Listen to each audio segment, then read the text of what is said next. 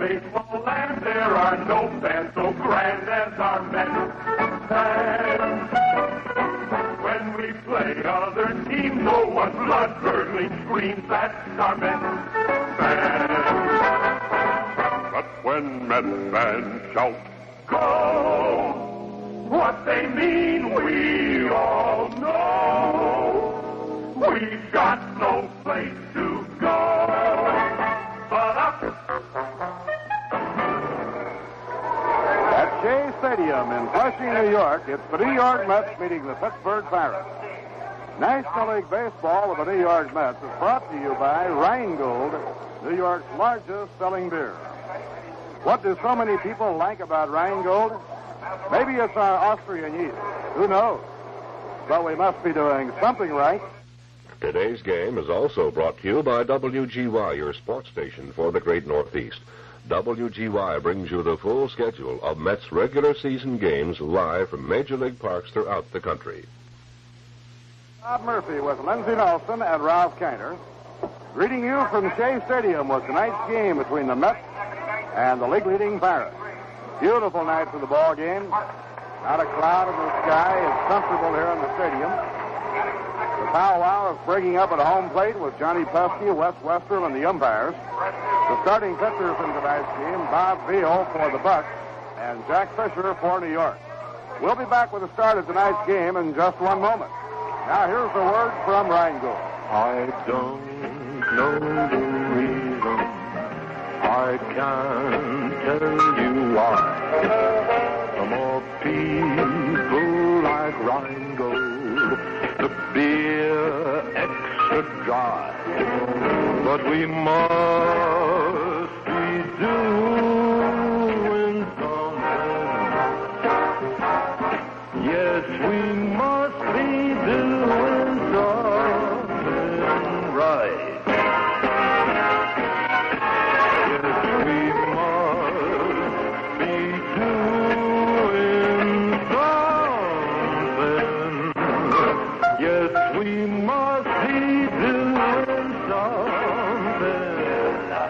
Absolutely right.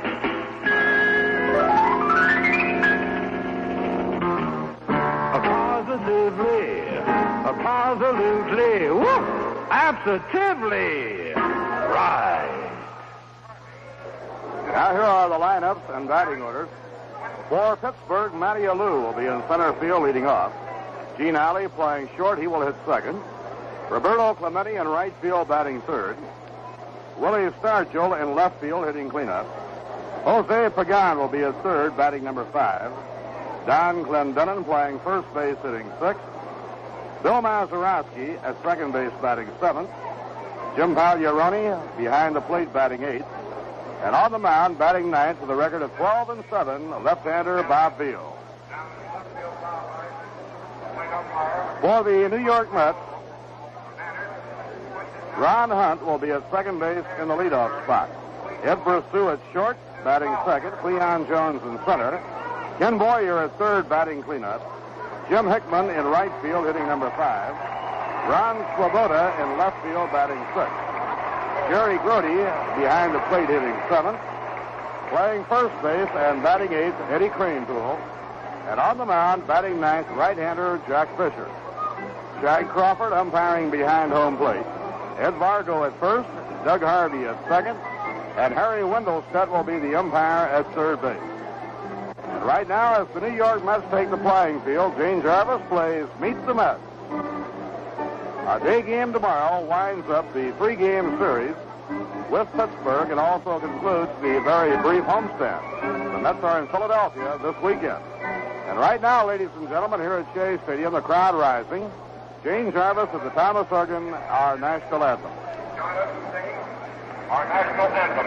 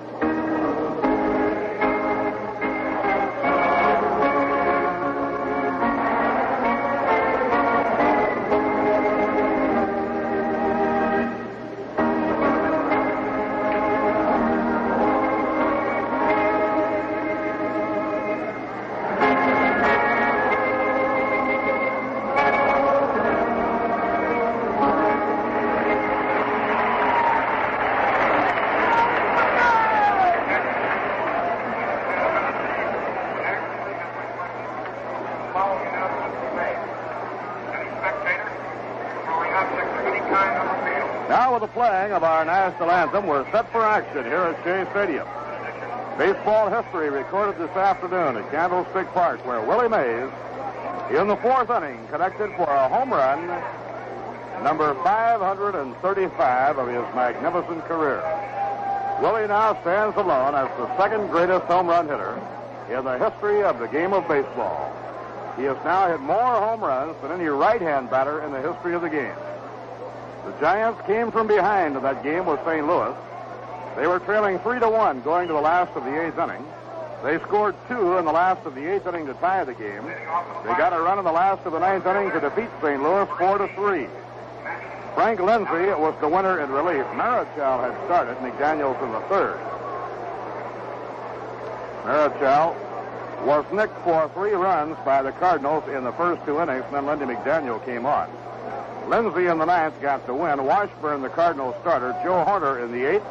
Nelson Briles in the eighth, and Briles was the loser. Final score, the Giants 4 and the Cardinals 3. The rest of the National League action takes place tonight. Right now, Matty Alou, the league's top batter, is up leading off, tries to bunt. It's foul down the third base line. Matty Alou batting at .343. Left-hand hitter with great speed. Now the pitch by Jack Fisher. It's way inside. 1 ball, 1 strike. The Mets defensively have Eddie Cranepool at first, Ron Hunt playing second, Ed Basu at shortstop, and Ken Boyer at third. Ron Swoboda is in left, Cleon Jones playing center field, and Jim Hickman is around and right. A change-up, a foul ball. Hit back up into the crowd, no play. Good slip pitch by Jack Fisher. Jerry Grody working behind the plate, and Jack Fisher, 9 wins and 11 losses, is on the mound.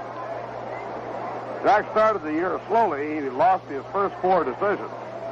But since then, he hung up his first victory on May 14th. He has won 9, lost 7. Now Fisher delivers 1-2 to Matty Alou. A swing and a miss. He struck him out. He got him with a tantalizing changeup.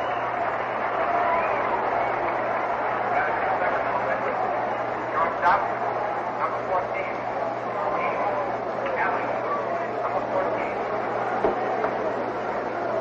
Now the hitter is Gene Alley, the shortstop. Alley is batting .276.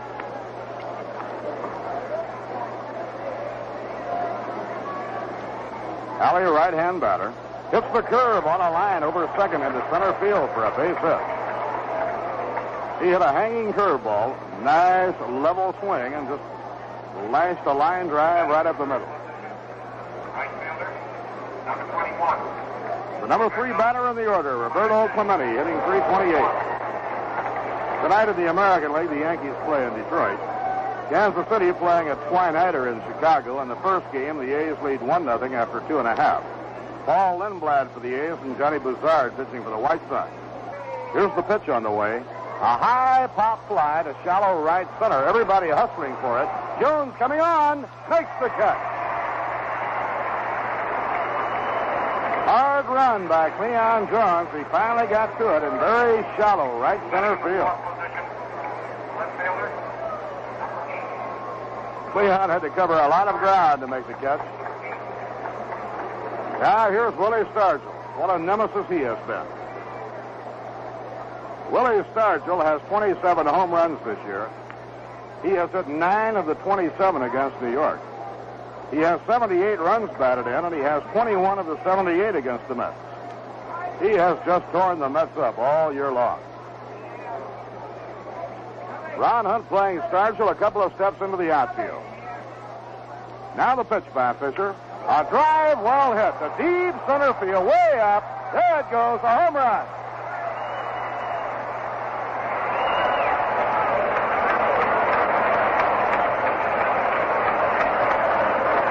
Willie Stargell, 28th of the year, is 10th against the New York Mets. He now has 23 runs batted in against the Mets alone. He hit that one to center field.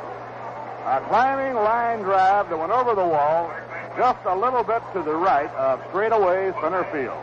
And the Pirates lead 2-0. If ever a hitter had confidence against the ball club, Stargell has it against the New York Mets. Mets got a break. He didn't play last night. Well, they didn't play him because the Mets used the left-hand pitcher. Now the pitch on the way. Ground ball hit down to third by Pagan. Boyer up with it. Throws on to first, and the side is out. The Pirates grab the lead on a 2-run homer by Willie Stargell. 2 runs, 2 hits, no errors, none left on. And the score in the middle of the first inning, the Pirates 2 and the Mets coming to bat. Bob Beal on the mound tonight for Pittsburgh. He has won 12 and lost 7 this year. 6'6" bespectacled left-hander and a real fireballer. He throws hard. Tonight's broadcast comes to you through the courtesy of Rheingold Breweries Incorporated, Brown & Williamson Tobacco Corporation, and the Sun Oil Company. Now Ron Hunt will lead off for the New York Mets.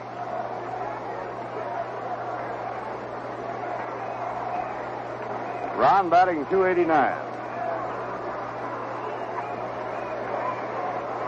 Beal into his windup. Down comes the pitch. Fastball triggered high. 1 ball, no strike.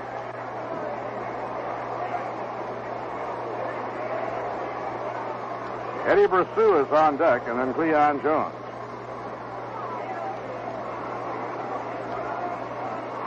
Now the pitch on the way. On the outside corner. 1 ball, 1 strike.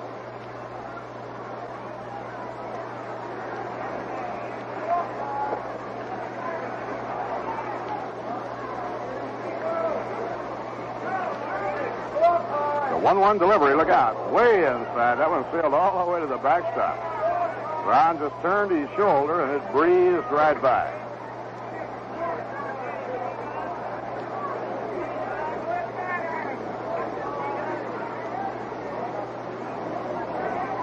Left-handers duel tomorrow in the Senior Citizens Day game that winds up the brief homestand. Woody Fryman against Rob Gardner of the Mets. Fastball over at the letters. Call strike. Gets 2-2.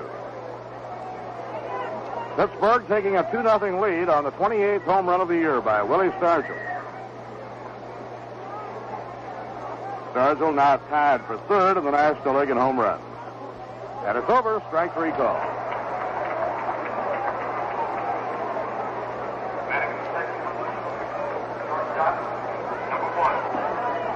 Eddy Basu batting .226. Eddy has 10 home runs and 39 runs batted in. One of his 10 home runs, I believe, was off Bob Beal right here at Shea Stadium with the bases loaded. Pirates had a big lead at the time and held on to win the game by 1 run. Inside and low, it's 1 ball, no strikes.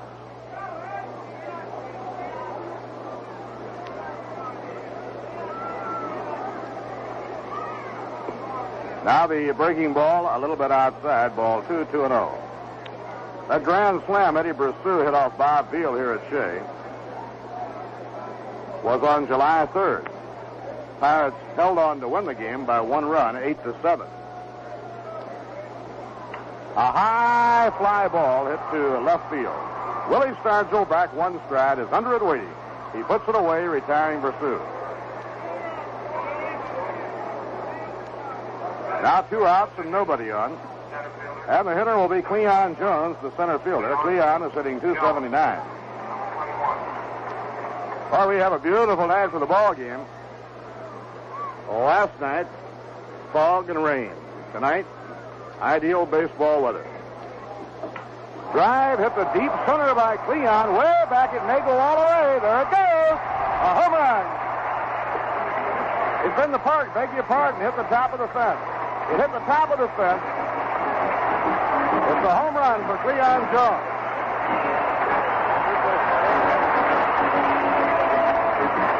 You were confused for a moment because the ball struck the TV platform out beyond the wall and bounced back on the field. A home run by Cleon, and that was really a wallop. His 6th home run of the year. If you know Shea Stadium, that climbing line drive hit by Cleon Jones went over the wall just a little bit to the left of straightaway center field. There is a television platform out beyond the fence where they put a camera. It's a strike on the outside corner. We do not use it on our local television coverage, but when the networks are here, they like a center field camera shot, so they have a platform out behind the outfield fence. Way inside to Ken Boyer, 1 ball, 1 strike. And that home run hit the television platform and bounced back onto the field.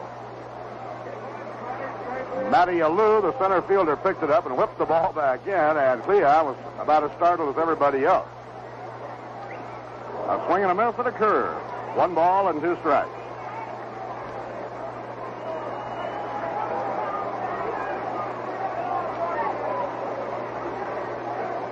Now Veal's 1-2 delivery to Boyer. It's hit high in the air, a fly ball to left center. Matty Alou just walking in about 3 steps, makes the catch, and the side is out. For New York, 1 run, 1 hit, a home run by Cleon Jones. No errors, none left on. At the end of 1 inning, it's the Pirates 2, the New York Mets 1. Well, Ralph, tomorrow, the end of the brief homestand, but when the Mets come back to Shea Stadium, we'll have some excitement.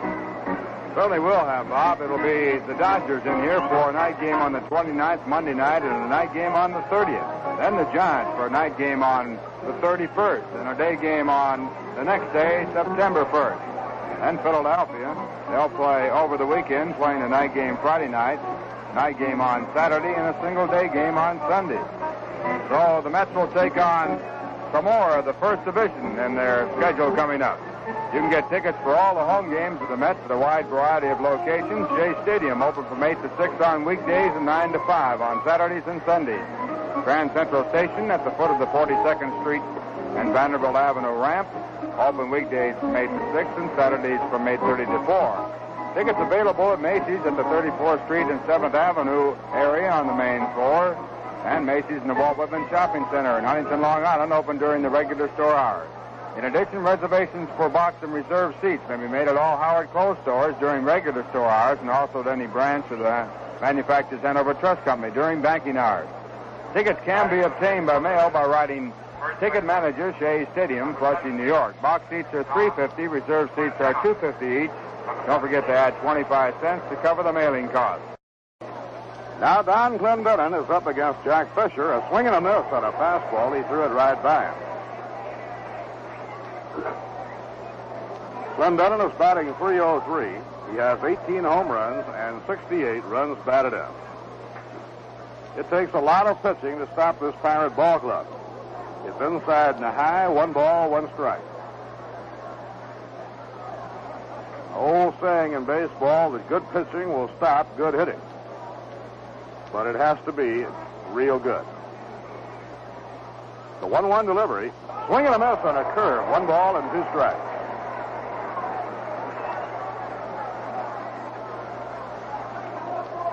This should be a dramatic finish in the National League pennant race.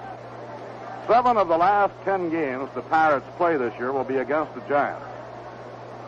The last 2 weekends of the season, they collide, first in Candlestick, then the last weekend of the season in Pittsburgh. Pittsburgh has ran roughshod over Houston and New York this year. They have a combined record against Houston and New York of 25-6. Slow grounder coming in hard is Eddy Basu. He quickly throws in time on a good play.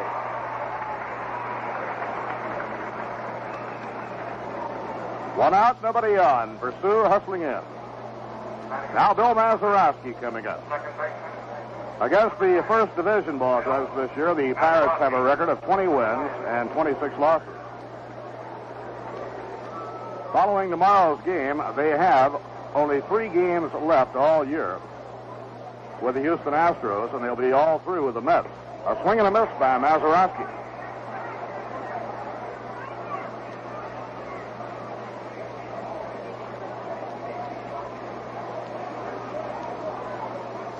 Pittsburgh 2, New York 1. We're in the top half of the second. Each team has had a home run. Maz takes a fastball just under the knees. 1 ball, 1 strike.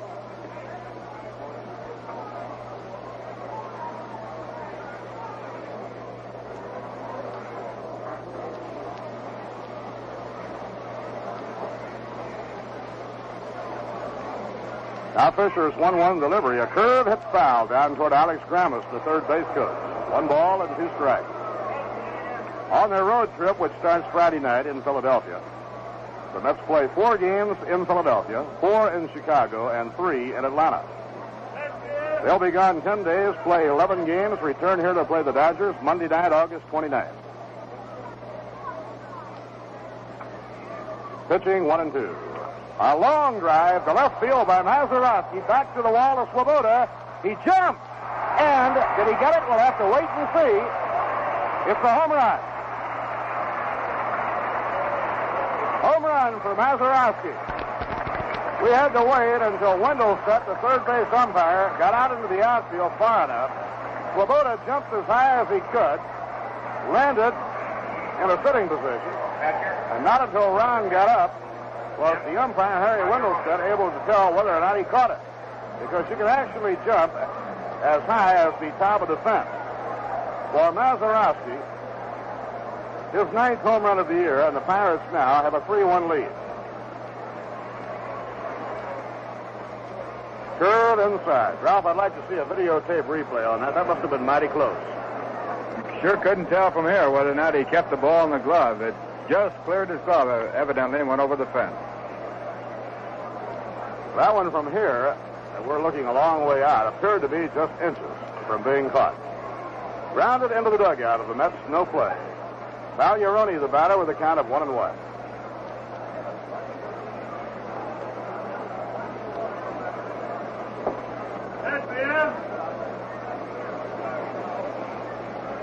Now Fisher checking with Jerry Green.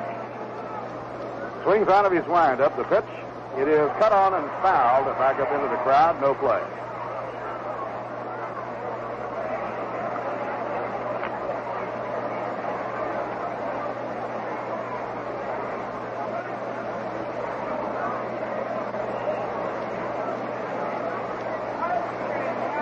Now Jack Fisher with a count of 1-2 on Jim Vagliaroni. And his slider misses the outside corner. The count is even at 2-2.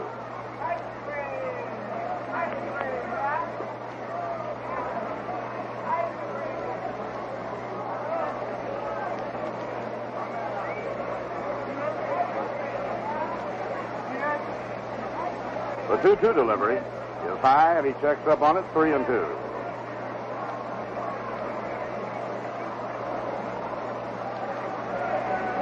Pittsburgh leading on a 2-run homer by Willie Stargell and a bases-empty home run by Bill Mazeroski. The Mets got a run on a home run by Cleon Jones in the first inning. Ground ball hit down to third. A tough hop. Can't be handled by Ken Boyer. Ball picked up by Eddy Basu after his caroms off the shins of Ken Boyer. An error charged to Boyer. Batting in the 9th position, pitcher, number 39. Hop. Before Ken ever made contact with that ball, you could see he had a mighty tough hop to work with. He was trying to move in and play the offbeat hop. Ball didn't touch his glove, or if it did, just barely touched it. Mostly banged against his shins and caromed over towards short. Bob Beal, the pitcher, has had 10 hits and 61 times at bat. And the pitch is inside as the Mets look for the bunt.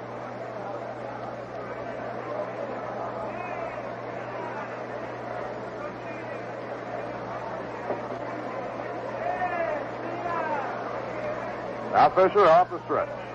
Beal around the bunt, pops it into the air. Fisher traps the ball, picks it up, throws to first. Greenpool steps on first, throws to second, a bad throw, and Vagliaroni goes into second. Now the Mets had the play made, but Greenpool dropped the ball at first base. Had he handled the ball clean at first, he would have had time to throw to Basu and get Vagliaroni on a tag play for the double play. Fisher deliberately let the ball drop, trying to get the double play. He didn't let it drop. He just stepped back, let it hit the ground, and then picked it up. And Jack had to reach for it a second time. Then Cranepool dropped it, had to pick it up, step on first base. And by then, he lost his shot. So the idea was good, but the execution was bad. Vagliaroni winds up on second, just exactly where the Pirates had hoped to put him anyhow. And the batter is Matty Alou. Here's the pitch on the way. Low and inside. It's ball one.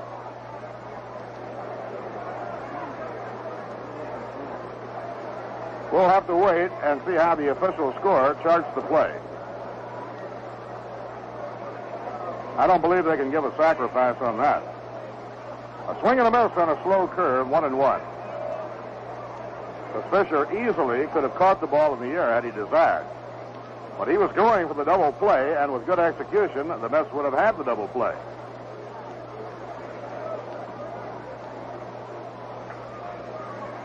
Official scores still are conferring before making a decision. And a foul ball hit back over the screen, out of play.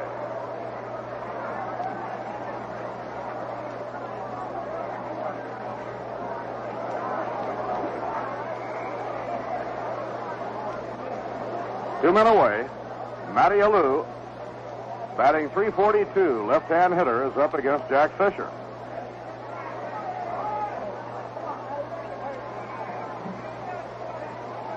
Now the pitch. Another foul ball drifting back over the screen and into the crowd.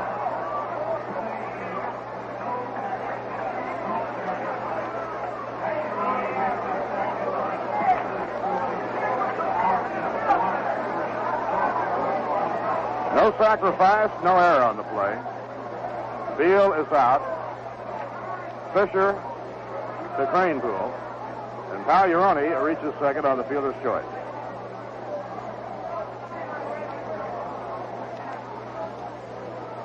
Now the 1-2 delivery to Matty Alou. A ground ball to shortstop. Basu will have to hurry the peg. Safe. He beat it out for a base hit.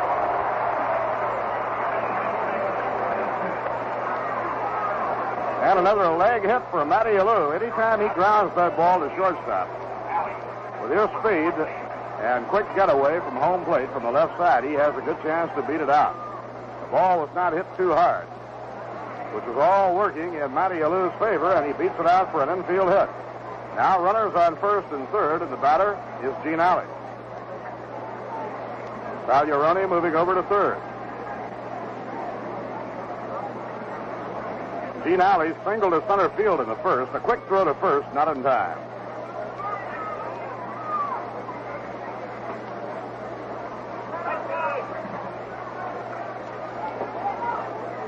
Now Fisher steps off. Pittsburgh 3, New York 1. The Pirates batting top of the second. Now a throw to first in the dirt, handled by Cranepool.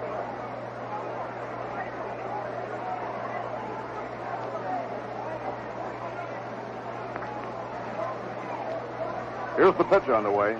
Check swing foul ball over the dugout into the field box area and out of play. Boy, the Mets will be happy to have their baseball business over with for the year with the Pittsburgh Pirates. Their 4.5-year history, Pittsburgh has been their most difficult opponent. They've lost more games in Forbes Field than any other National League ballpark. Now the pitch on the way. A grounder down to third, handled by Ken Boyer. The play to second. Force play on the side is out. For the Bucks, in their half of the second, they score 1 run. There were 2 hits, 1 error, and 2 men left on. At the end of an inning and a half, the Pirates 3 and the New York Mets 1. Hello there. This is Leon Kelly. That familiar theme introduces Kelly's Corner, a weekday fair that begins at 6:15. Along with fine dinner music and rare stories of the odd, strange, and curious, we have special features. When it comes to racing, we have just about all the bases covered. It begins at 6:15 with Track Talk with Tup, behind-the-scenes views of the trotters, pacers, and the thoroughbreds. Mondays and Thursdays at 7:05, Bill Carpenter covers the stock car racing results from 14 tracks. This is NBC News. At 7, a summary of the news from NBC. This is Morgan Beatty bringing you NBC's News of the World. Kelly's Corner keeps you further informed at 7:30 when Morgan Beatty reports the news with on-the-scenes accounts of events from where it happens. Yes, you'll find it interesting, informative, and entertaining in Kelly's Corner, weekdays 6:15 until 8 on WGY Schenectady. Now, before Jim Hickman hits against Bob Beal, we pause for station identification. This is the New York Mets Baseball Network. 810 on your dial, WGY Schenectady, the smoothest sound around. The voice of the Mets in the great Northeast.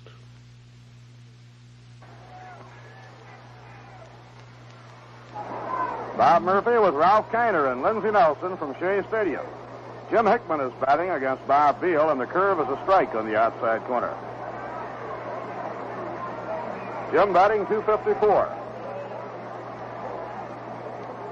Ron Swoboda is the on-deck batter, and then Jerry Grody.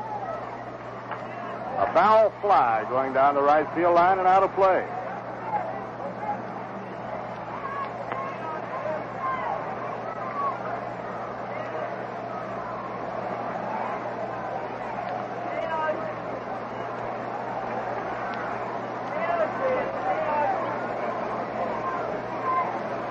Two-strike delivery inside the high. Hickman had to get out of the way of it.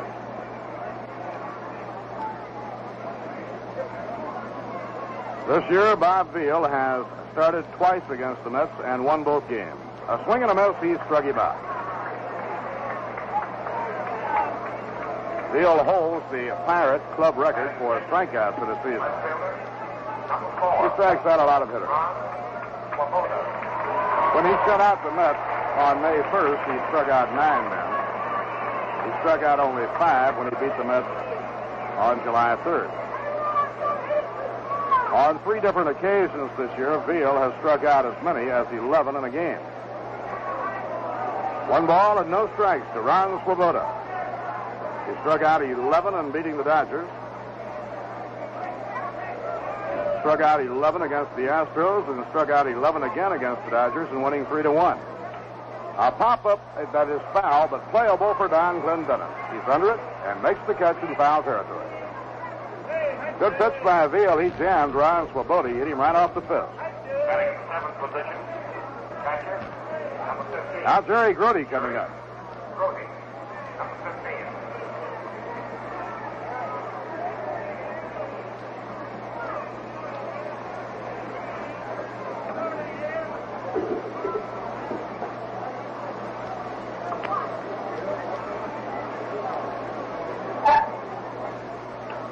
Drive hit down the right field line, and it is going foul. Foul ball hit down the line by Jerry Grody.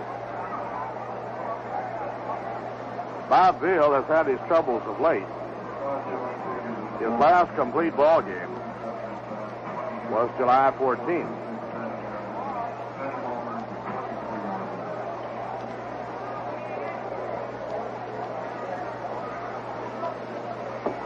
Now Beal into his windup. Down comes the pitch. Bounced foul, no play. Pittsburgh has been a tough ball club for Fisher this year. Jack has lost to the Pirates 3 times, and all 3 has been hit rather hard. Pittsburgh has been far and away the most difficult club in the league for Jack Fisher this season.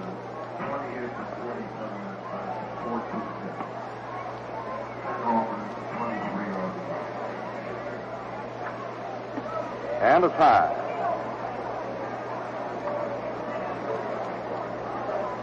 Pittsburgh in front on Willie Stargell's 2-run homer in the first and Mazeroski's home run in the second. The Mets had a home run by Cleon Jones in the first inning. Now it's 1 ball and 2 strikes on Jerry Grody. A swing and a miss, he struck him out. So Beal fans 2 in the second inning. No runs, no hits, no errors, none left on. At the end of 2 innings, the Pirates 3 runs, 4 hits, and no errors. The New York Mets 1 run, 1 hit, and 1 error. Well, here at Shea Stadium this evening, it was the night for the Ken Boyer Fan Club, and over 500 were on hand to talk baseball with Ken. Marvelous turnout, and everybody had quite a time. Fan Club has turned out to be a very popular move. There are still more Fan Club dates to come. September 2nd, Hawk Taylor. September 6th, Chuck Hiller. September 9th, Jack Hamilton. September 27th, Cleon Jones. September 30th, Bob Shaw. And October 1st, Al Luplow. If you'd like information on being a member of the Mets Fan Club, simply direct your correspondence to Mets Fan Club, Shea Stadium, Flushing, New York. The zip code number is 11368. Or remember, you can pick up the same Mets Fan Club information at any of the regular New York Mets ticket outlets. Right here, it's the third inning. The Pirates 3 and the Mets 1, and as Roberto Clemente comes up for the Pirates, coming up for Rheingold, Mr. Ralph Gainer. Thank you, Bob, and hi there, everyone. Clemente hit a high pop fly to center field his first time up, so he's 0 for 1 in the ball game, batting at .327. Right-hand batter, he'll lead off. He'll be followed by Willie Stargell and then Jose Pagan. And Jack Fisher with his first pitch. It's over for a strike. Fastball through, strike one. Jack has given up 3 runs in the ball game, allowed 4 hits. 2 of the hits have been home runs, a 2-run home run by Willie Stargell and a solo home run by Bill Mazeroski. Jack has struck out 1, walked none. Sidearm curve is hit sharply down to third, off the shin of Ken Boyer, rolling away about 10 feet. Hard hit ball that skipped off the shin of Ken Boyer. It's a base hit. Ken got his glove down and partially slowed the ball down. It went on through and then bounced away. And Clemente has his first hit of the ball game. That's number 5 off Jack Fisher, and the lead batter is at first base with Willie Stargell coming up.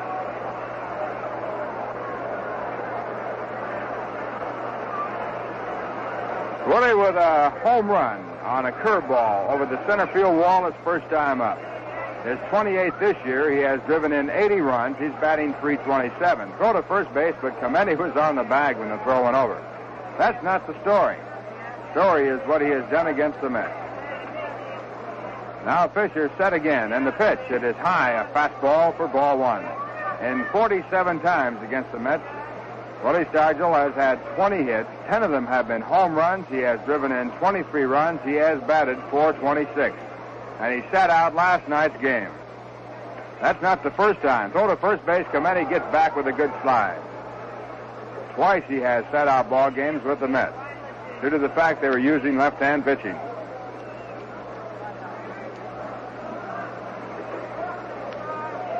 One ball, no strikes. Clemente with the short lead at first. The pitch to the plate is in. The fastball through. Ralph, as you were pointing out last night, if Harry Walker continues to not play Stargell against left-hand pitching, I imagine Pittsburgh will see a lot of left-hand pitching the rest of the season. They're going to want to see him on that bench. And if that'll do it, they'll see a lot of left-hand pitching. Here's the 1-1 pitch, hit hard in the hole, down through, cut off by Ron Hunt as he knocks the ball down back in the grass, and Clemente goes into second base with a base hit. So Willie Stargell with another base hit. That's his 21st against the Mets and 48 times up. And the Pirates have runners at first and second with Jose Pagan coming up.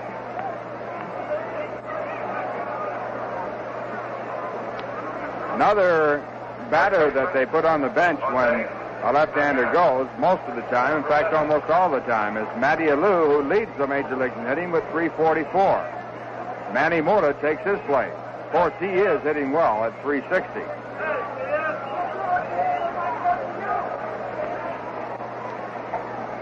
Now action in the bullpen for the Mets. Bill Hepler, a left-hander, starting to warm up. Jack Fisher starts to set up and then backs off the pitching rubber. He sets again. And his first pitch is bunted out toward third base, foul. It's strike 1. Pirates lead by a score of 3-1. They have 3 runs and 6 hits. The Mets have 1 run and 1 hit. Mets 1 hit, a home run by Cleon Jones. Now the pitch grounded back to the middle, a base hit. It hits the bag, rolls out slowly into center field. Clemente trots in from second base. Stargell goes to third base, and Pagan stays at first. So the Pirates pick up another run. They're 4th in the ball game. They lead 4-1. Still no one out here in the top of the 3rd. Run batted in for Pagan, his 54th this year. That brings up Donn Clendenin. Another big asset the Pirates have is the fact that they take first to third on those base hits. They have good speed. Clendenin batting for the second time, grounded out to short his first time up, and he hits one high in the air, deep to left field. It is way back there, going, and it is gone.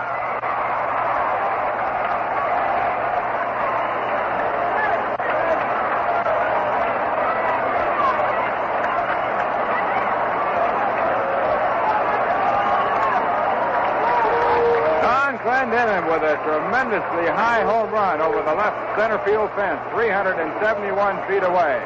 His 19th this year, driving in 2 runs ahead, and the Pirates now lead by a score of 7-1, and Wes Westrom coming out to the mound.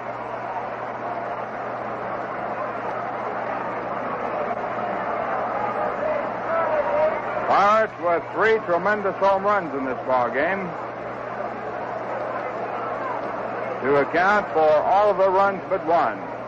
Bill Hepler warming up in the bullpen. The sign has gone out, and he is being called into the ball game. So Jack Fisher gets credit for 2 innings of work, gets charged with 7 runs, 8 hits. He struck out 1 and walked none. And while we wait for Bill Hepler to come into the ball game, let's check the scoreboard with Bob Murphy. Baseball history recorded by Willie Mays at Candlestick this afternoon. In the 4th inning, with Ray Washburn pitching for the Cardinals, Willie Mays hit a home run, his 30th of the year. Willie hitting number 535. But now Willie is all alone as the 2nd greatest home run hitter in the history of the game, and has the distinction of having hit more home runs than any right-hand batter in baseball's history. At the time Willie connected, St. Louis was in front 3-0. They had scored 3 runs in the first 2 innings off Juan Marichal. Lindy McDaniel relieved in the 3rd inning. Now we're set to resume the action, and let's get together again with Ralph Kiner. Thank you, Bob. And right now, Jerry Grody and Bill Hepler are together to check out the sign. First batter that Hepler will pitch to will be Bill Mazeroski. Bill had a home run his first time up in the ball game, his 9th this year, and he's batting .258. Right-hand batter. Hepler, a left-hand pitcher with a record of 1-2. This is his 25th appearance. His last time out, a very good effort against the Cardinals. His first pitch is hit sharply down to second base. A 1 hopper taken by Ron Hunt as he goes to his left. His throw to first base picks up the out. So the out a long time coming. First 4 batters in the inning getting up, getting base hits and scoring. And that'll bring up Jim Pagliarone. Jim was safe in an error his first time up, so he is 0 for 1. That's an average of .251. And the first pitch by Bill Hepler is inside for a ball. Bill pitched 3 innings against the Cardinals and held them to no runs and no hits his last time out. Young left-hander pitching in his 2nd year of professional ball. The 1-0 pitch is up too high for ball 2. 2 balls, no strikes. Pirates lead 7-1. 7 runs on 8 hits. Mets have 1 run and 1 hit, with 1 out here in the top of the 3rd. Now at 2-0, the pitch back is just low for ball 3. 3 balls, no strikes. On deck batters, Bob Beal.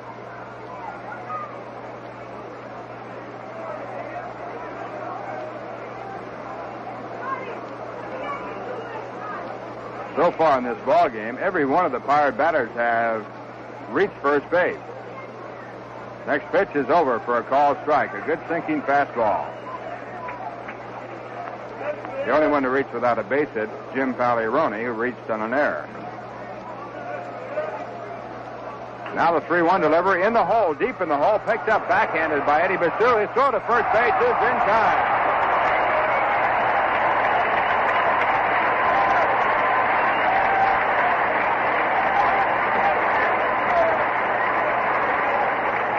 Tremendous play by Eddy Basu as he went deep in the hole, fielded that ball back in the grass, and got the throw off with enough on it and in line to pick up the man in time. So Pagliarone is out for the 2nd out.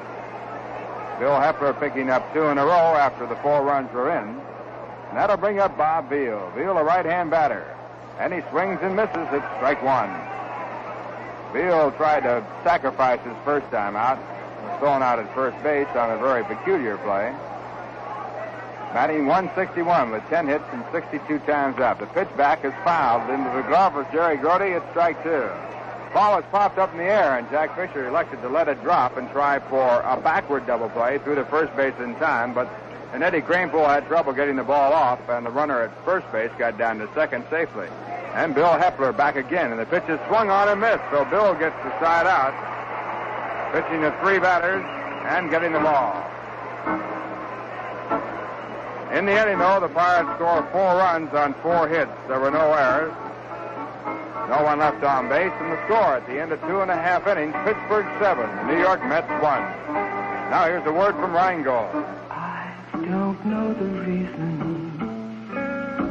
I can't tell you why. More people like Rheingold, the beer extra dry.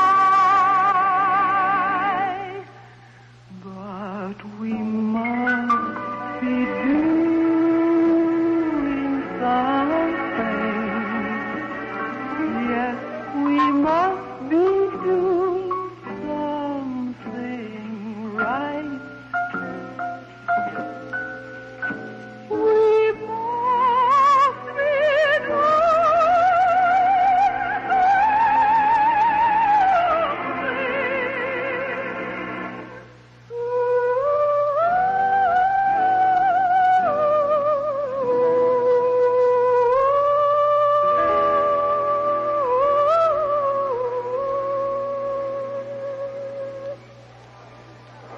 Bottom half of the third. The Pirates in front 7-1 with the Mets coming up. First baseman, number 7, Ed Kranepool.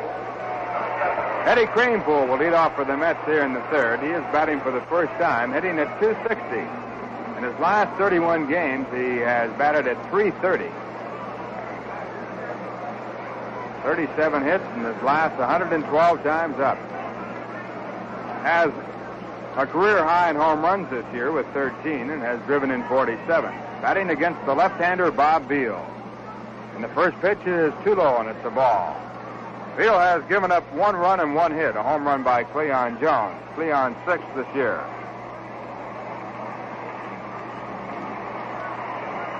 And now the left-hander back again. Grounded out to first base. Glendenon gets a nice hop as the ball comes up. He goes to the bag. And Eddy Kranepool is out. That will bring up Bill Hepler with 1 man away. The pitcher, number 28, Bill Hepler. Bill has had 3 hits and 11 times up. First time up in his major league career, he had a base hit against the Atlanta Braves. Hepler bats from the left-hand side.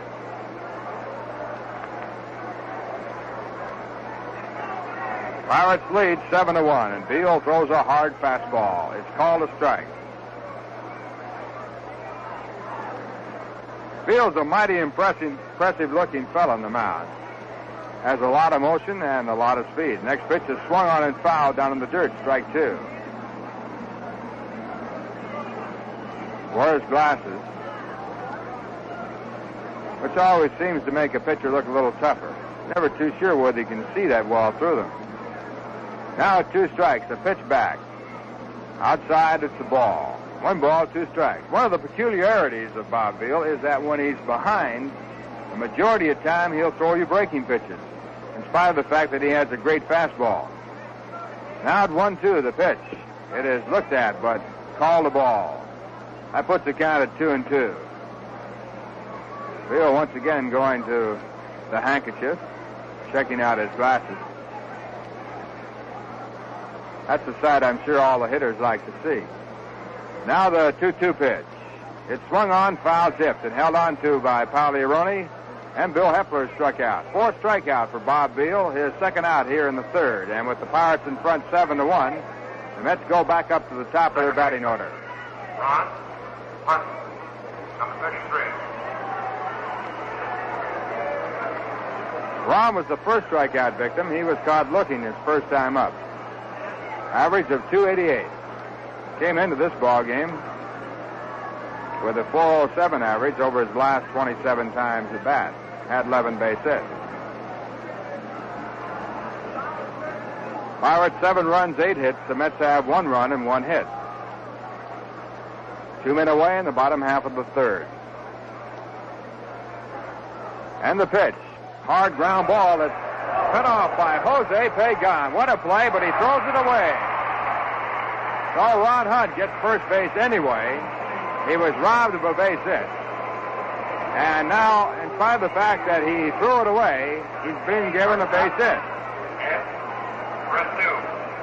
Ball was off in the hole, and Pagan went over to his left, and how he got to it, and I'm sure no one here knows. Not in this ballpark. He came up throwing, had more time than he took, and threw the ball away on the inside of the bag toward the home plate side. So Ron gets it at first base, second hit off Bob Beal, and it brings up Eddy Basu.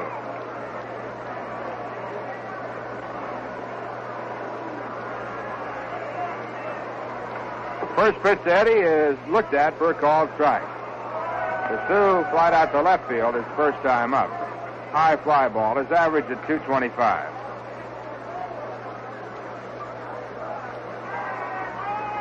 Now Beal, without any hesitation, comes back and spins Basu back and away with a high fastball. 1 ball, 1 strike.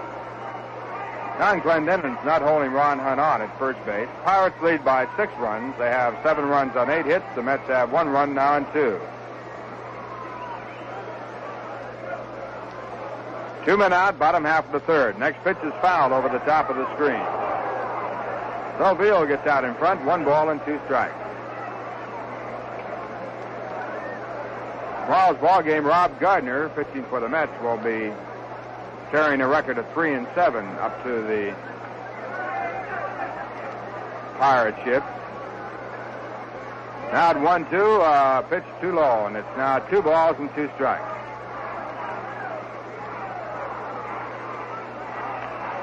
Both the Pirates and the Mets leave town after the game tomorrow. The Mets will be going to Philadelphia for a series there, then on to Chicago, then down to Atlanta, and back home against the Dodgers. Dodgers on the 29th. Now the 2-2 pitch, a curveball breaking too low, and that fills it out. 3 balls and 2 strikes. With 2 men away here in the bottom half of the third, Ron Hunt at first base being given instructions to move on the pitch. Pittsburgh Pirates move on to Chicago to take on the Cubs. They'll play the Cubs a 3-game series there. Now at 3-2, the runner going, the pitch is fouled on the ground. Ball rolling over to the Pirate dugout, and Ron Hunt, who was on his way to second, comes back to first.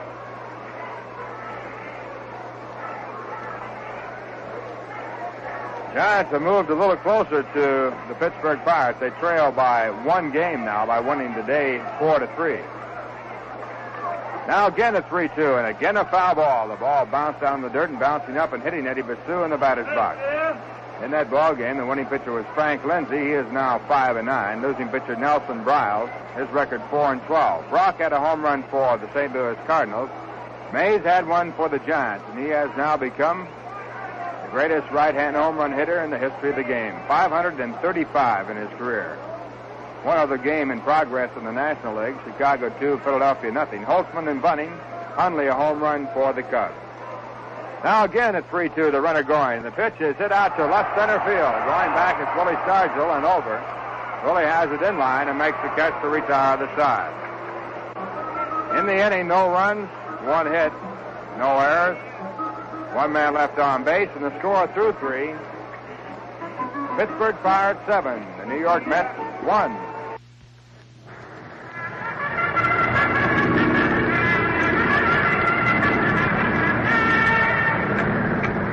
The horses are on the track. Hear all the excitement, all the thrills, all the pulsating action of thoroughbred racing live from Saratoga on WGY. It is now time. Monday through Saturday, hear the voice of Freddie Capicella as he calls the feature race from the home of thoroughbreds. On the inside, that crafty master going to front with State Hope alongside. Hard market third. Come on, folks. And around the clubhouse turn and into the stretch, you'll hear them roar with excitement.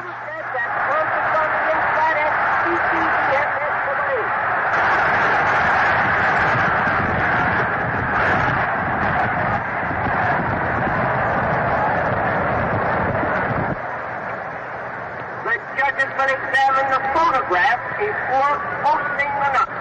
Put yourself in the picture on WGY. We're going to the top of the fourth inning, and right now let's pause for station identification. This is the New York Mets Baseball Network. 810 on your dial, WGY Schenectady, the smoothest sound around. The voice of the Mets in the great Northeast.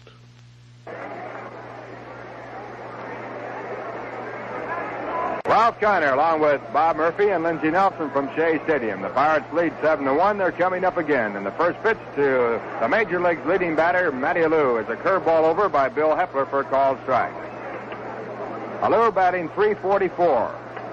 He has been at bat 378 times.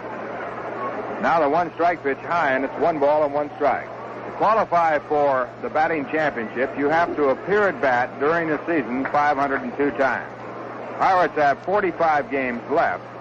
But remember that Alou does not come up in all the games. He does not play against left-hand pitching. So it's going to be nip and tuck. Ground ball hit down to short, taken by Eddy Basu. His throw over to the base. At first base, taken by Cranepool for the out.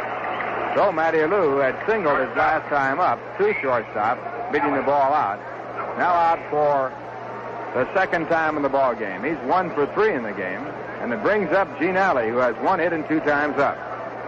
Getting back to Matty Alou, and under normal circumstances, he will bat that many times and might beat out all the other hitters for the National League Championship. But the Pirates see a lot of left-hand pitching, and if he is benched, there is a possibility. It's remote. He might not get up enough time. Next pitch is to Gene Alley, and it's outside for a ball. Of course, every time he is on base with a walk or hit by pitch ball, it all counts. Ground ball, foul. The ball down in the dirt. 1 ball, 1 strike.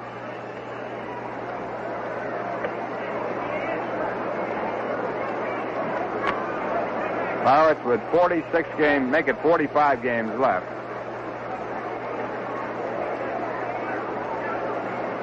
He needs about 80 times at bat. That's approximate to qualify. Now it's 1-1. The pitch back to Gene Alley, line to center field. Going back quickly, Cleon Jones. He gets over to it and makes the play. Well hit ball by Gene Alley. But Cleon Jones moving over and running despite the fact that he has a bad foot. Coming up with the play. Now with 2 away here in the top of the fourth, the batter coming up is Roberto Clemente, Matty Alou's teammate. Clemente has had 1 hit and 2 times up in this game. He is batting .329. Number 21. And he is one of the strong challengers. On past performance, he is the best challenger. He has won the National League batting title 3 times, also in his last 2 years. 2 men away. The Pirates lead 7-1. And the pitch to Clemente by Bill Hepler, swung on and missed, strike 1. On our pregame show, Roberto Clemente said that he got sick and tired of leading the league all the time, and all the other fellows who hit home runs and drive in 100 runs got all the publicity. And he said this year he was going out for the RBIs and home runs. Next pitch is swung on. A vicious swing. It's fouled off. Strike 2. Well, whether or not that's exactly the way it goes, Clemente has 82 runs batted in and 20 runs going over the fence for home runs. So he is doing the job all the way around. Got a chance to top his all-time high of home runs in 1 year, 24. 2-strike count, and Hepler back with a fastball. It's too high, ball 1. 1 ball, 2 strikes. Bill has pitched to 5 batters, got them all. Came in relief of Jack Fisher, who has been charged with all 7 of the Pirate runs. Also all 8 of their hits. Now the pitch.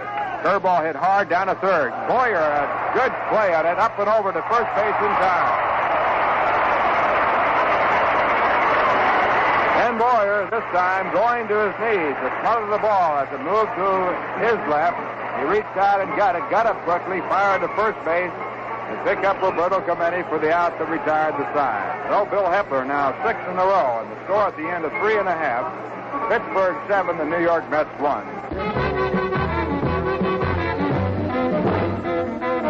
Just jazz.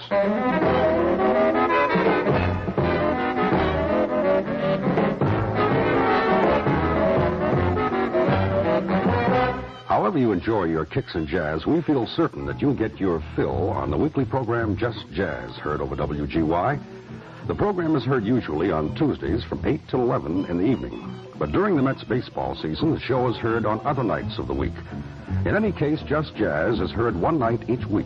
Suggestion: send your name and address to Just Jazz Schedule, care of WGY in Schenectady, New York. And by return mail, you'll have the listings of each of the Just Jazz programs throughout the summer. This is Randy English. Be advised, it's cool, it swings, it's for you, and it's Just Jazz, here at 810 on your radio dial.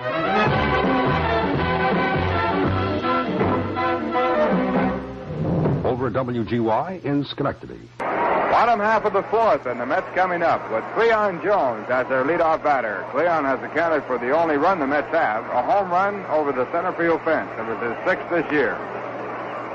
Mets have had 2 hits off Bob Beal. The other base hit going to Ron Hunt in the third. Jones leads off here in the fourth. He'll be followed by Ken Boyer and then Jim Hickman. And the first pitch is topped out toward third. Beal over to try and get it. He can't make it. Jose Pagan cannot find the handle either, and Jones gets a base hit.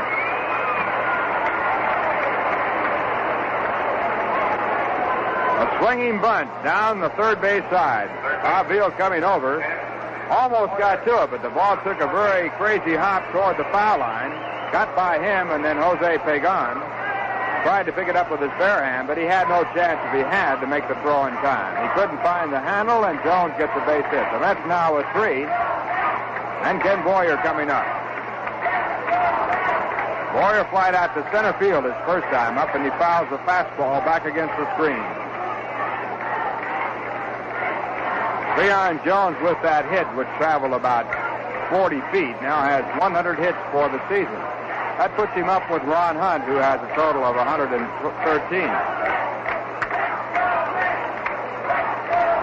Now the pitch back to the plate. It's high for a ball. 1 ball, 1 strike. Bob Beal missed him with a hard curve.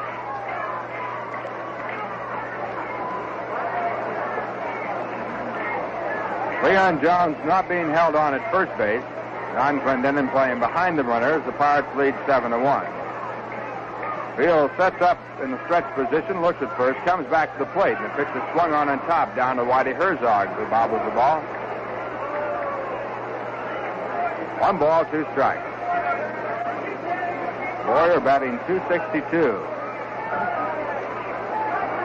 12 home runs, 45 runs batted in.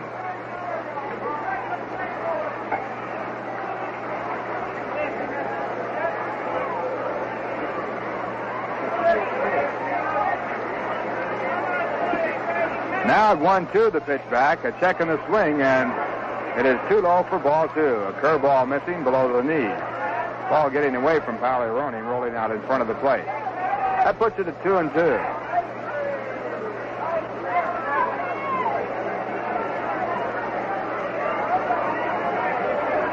Bob Beal checking out his signs from Jim Pagliarone. And now at 2-2, the pitch is taken inside and low for ball 3. 3 balls and 2 strikes. Beal thought he had a strike on that one. Beal in 26 games prior to this game, striking out 161 batters and walking 79. Next pitch is hit hard through the hole, a base hit. Going down to second base, Cleon Jones, and holding there. And 2 in a row now for the Mets.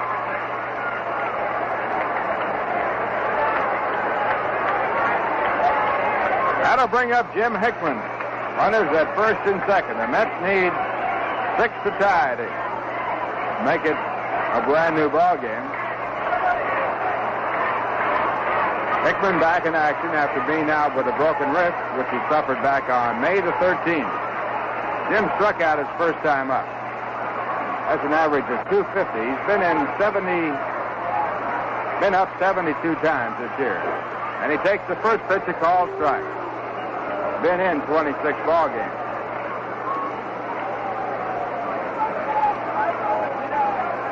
No one out in the bottom half of the fourth. The Mets with runners at first and second.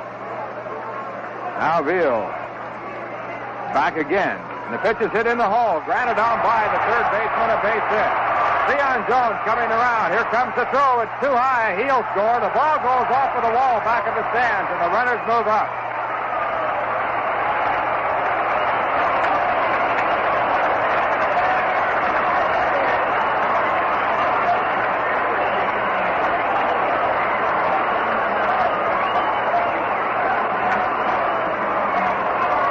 Jim Hickman with a single to left field, and Willie Stargell picking the ball up, trying to get Cleon Jones as he tried to score.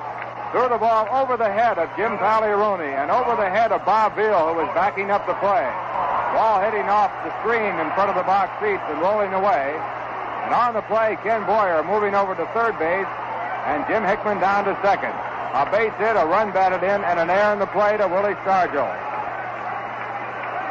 That brings up Ron Swoboda, and action in the bullpen for the Pirates. The first pitch to Ron is low for a ball. Alvin O'Neill McBean warming up in the bullpen for the Pirates. Pirates lead 7-2, but the Mets have runners at second and third with no one out here in the bottom half of the fourth.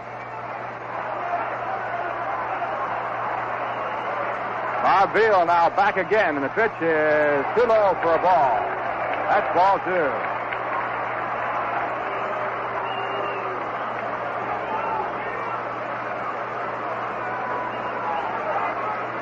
Ron fouled out his first time up. Batting at .216, batting with runners at second and third. Beal now back again, and the pitch is high. It's ball three.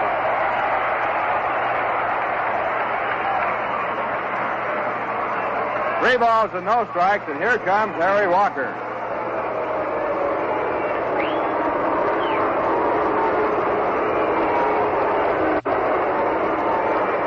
Walker, the manager of the Pittsburgh Pirates, walking out to the mound. Pirates have had only 27 complete games in 117 games this year. Bob Beal, who leads the club in wins with 12, has completed 8 games, make it 9 games to lead the club in that department. Now Walker walking away. If he goes by the line, the pitcher has to stay in the pitch to one more batter. He goes by the foul line, so no matter what happens, Bob Beal will have to work to Ron Swoboda. That's the new rule put in this year. Here's a 3-0 pitch to Ron. And it's taken, and it's called ball 4. So the Mets have the bases loaded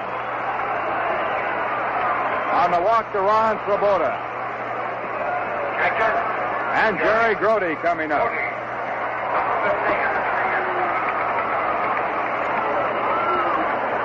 First walk issued by Bob Beal, and the bases are loaded.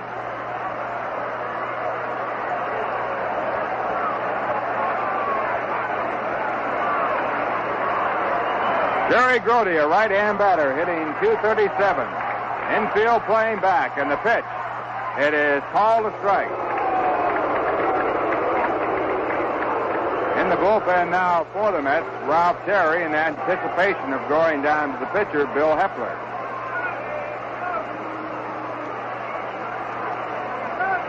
Grody, the 7th batter in the batting order. On deck is Eddie Cranepool. No one away in the bottom half of the fourth. Beal now with a 1-strike pitch. This one is low.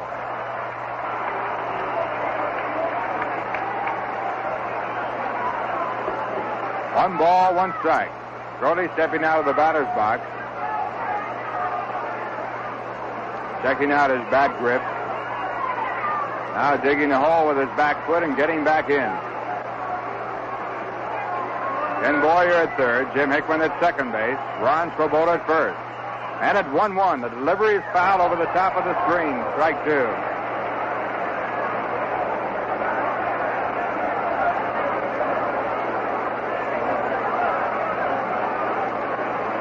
So Beal in front now with the count 1 ball and 2 strikes. Infield hit by Cleon Jones. A single by Ken Boyer. A single by Jim Hickman to drive in a run. A walk to Ron Swoboda. And the Mets have tallied one, have the bases loaded. Now the pitch. It is fouled down in the dirt. Breaking pitch foul right down by home plate and bouncing away. That keeps the count at 1 ball and 2 strikes.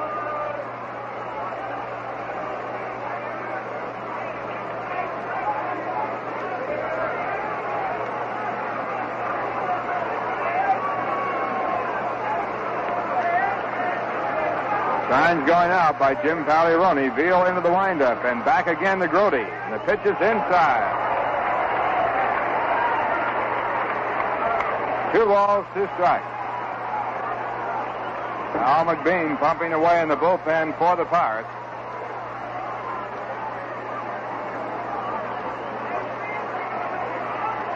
Beal trying to hang on to a 7-2 lead. No one out. We're in the bottom half of the 4th. Now Grote steps out of the batter's box as Beal takes too much time. He gets back in, and Beal immediately goes into the windup. Here's the pitch. Hit it in the air to shallow left field. Coming in is Willie Stargell. He has plenty of room. Runner has tagged up at third. Ken Boyer there, but he just bluffs down the line. No chance at all to score. So on the 2-2 pitch, Bob Beal gets his first out. Eddie Kranepool scheduled up, but he's a left-hand batter, and he is being called back. And Bob Hot Taylor is coming up to pinch hit for Eddie Kranepool.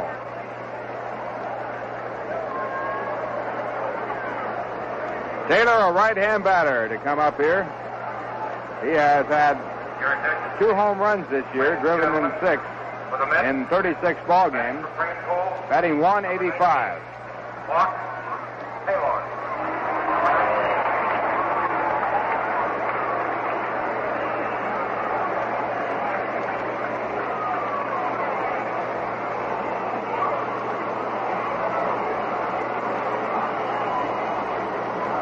Taylor, a right-hand batter.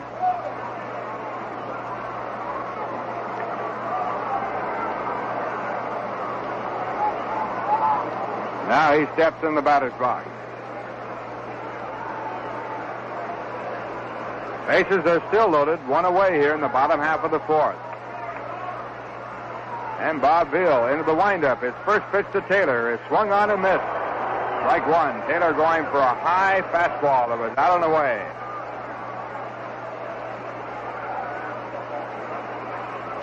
On deck batter for the Mets, Bill Hepler. Action still going in the bullpen. Now the 1-strike delivery. It is inside for a ball. Counted 1 ball and 1 strike.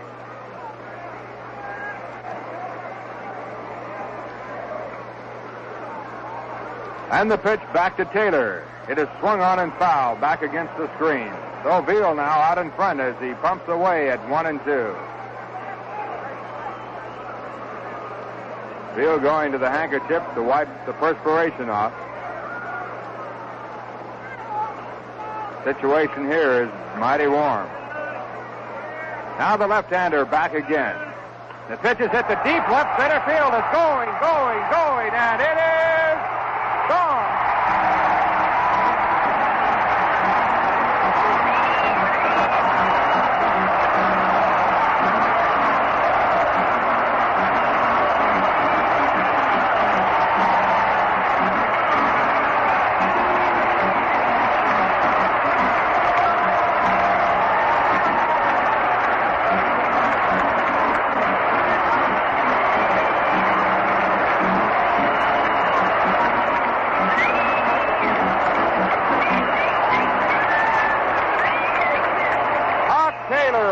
Grand slam home run to put the Mets back in the ball game. 4 runs coming in on the home run, 1 before, and the Mets have picked up 5 runs here in the bottom half of the 4th. The score now 7-6 in favor of the Pittsburgh Pirates, and the batter is Bill Hepler. With the Mets back in the ball game, Bill Hepler, who has done a fine job, is staying in. That is the 2nd Grand Slam home run the Mets have had against Bob Beal. Next pitch is taken over the outside corner, strike 2. First one was by Eddy Basu back on July the 3rd. Now the 2-strike pitch. It is a curveball over, looked at, strike 3, and Beal starts to walk toward the dugout and then remembers that's only the 2nd out. That'll bring up Ron Hunt. The eighth man to bat here in the fourth inning.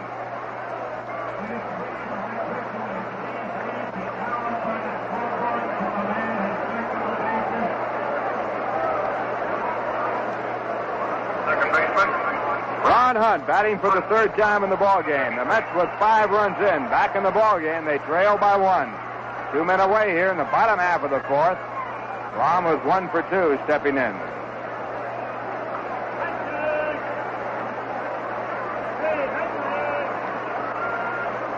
Now Ron taking some more time, going back to the bat rack. Probably going to check out another bat, as this one looks like it might be broken. Going to the mound, Jim Pagliarone to talk it over with Bob Beal. Cleon Jones started the inning with a little top ball down toward third base. He beat it out. Ken Boyer on a 3-2 count, single through the hole in the left field to put Jones down at second. Jim Hickman then came through with a hard ground ball between third and short to drive in Cleon Jones. And when Willie Stargell threw the ball away, Ken Boyer moved to third base and Hickman moved down to second. Ron Swoboda then walked in 4 pitches to load the bases. After Jerry Grody had flied out to shallow left field, the runners holding, Hawk Taylor came up as a pinch hitter for Eddie Creampool and hit a grand slam home run to drive in 4. So the Mets now trailing by 1 and Ron Hunt back to the bat rack. And a line drive to right field. Coming in to make a diving catch is Roberto Clemente. Roberto Clemente with a diving, sliding catch to take that ball off the top of the grass and retire the side. So the action fast and furious in the inning. Mets scoring 5 runs on a total of 4 hits. There was 1 error, and no one was left on base. And the score at the end of 4, the Pirates 7, the Mets 6. And now once again, here's Bob Murphy. Mets right back in the ball game on the grand slam by Hawk Taylor. And Hawk will stay in the ball game and take over at first base. Tomorrow afternoon winds up the very brief homestand for New York. The last game of the year between the Mets and the Pirates, the 18th and final game. And tomorrow is Senior Citizens Day here at Shea Stadium. Fans 60 years old or over will be admitted for the service charge of just 50 cents. The Mets will be battling the Pirates. The last game at Shea Stadium this year between New York and Pittsburgh. The pitchers in tomorrow's game, left-handers, Woody Fryman for the Pirates, and for the New York Mets, Rob Gardner. Your attention, please, ladies and gentlemen. Now playing first base for the Mets. Batting in the 8th position, number 19. Hawk Taylor now playing first. Big hand for his grand slam.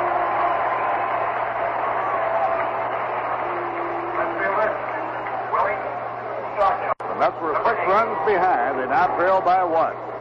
Pittsburgh 7, New York 6, top of the 5th inning. Willie Stargell leading off against Bill Hepler. Stargell hit a 2-run homer in the first inning, and he got a base hit, a single in the third inning. He has 2 for 2. Here's the pitch on the way. It's down in the dirt, 1 ball and no strikes. Stargell hitting .426 against the Mets. Counting that last base hit, let's update Stargell.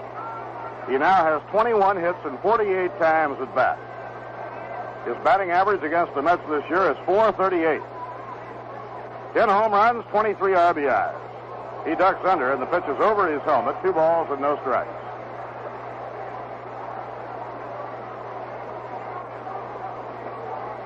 Willie's first 2 times up in the game, he batted against starting pitcher Jack Fisher. Billy Hepler starting his 3rd inning in relief. And he misses high with a fastball. He goes behind Stargell 3-0.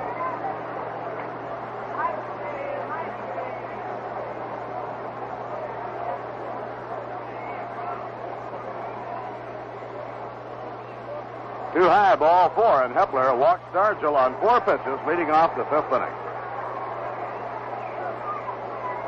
Billy had retired 6 hitters in a row since being brought in by Wes Westrom.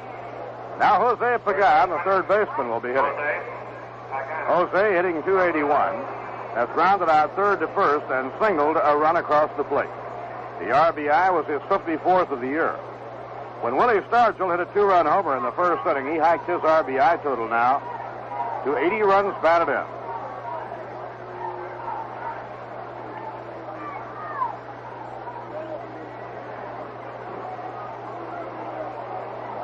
Now the pitch to Backhand. Fastball, he lays off. It's high. 1 ball, no strike.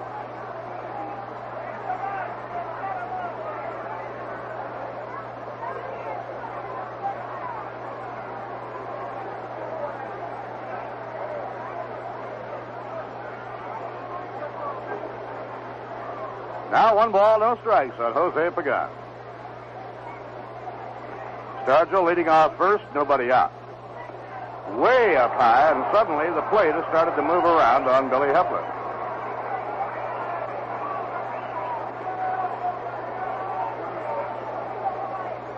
Ralph Terry has been on call in the Mets bullpen. Wes had Terry warming up in the event he wanted to send up a pinch hitter in the last inning. Hawk Taylor eliminated that need with a grand slam home run in a pinch hit role.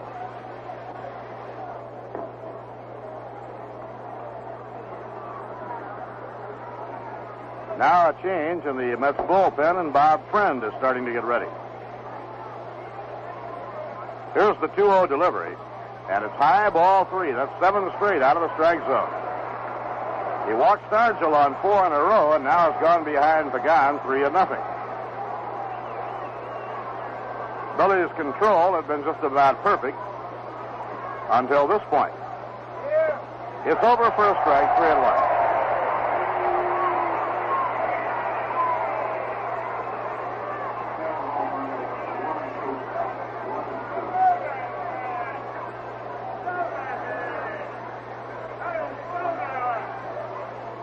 Delivery. On the outside corner, strike 2, and Harry Walker had begun taking. Don Clendenin is on deck, and then Bill Mazeroski.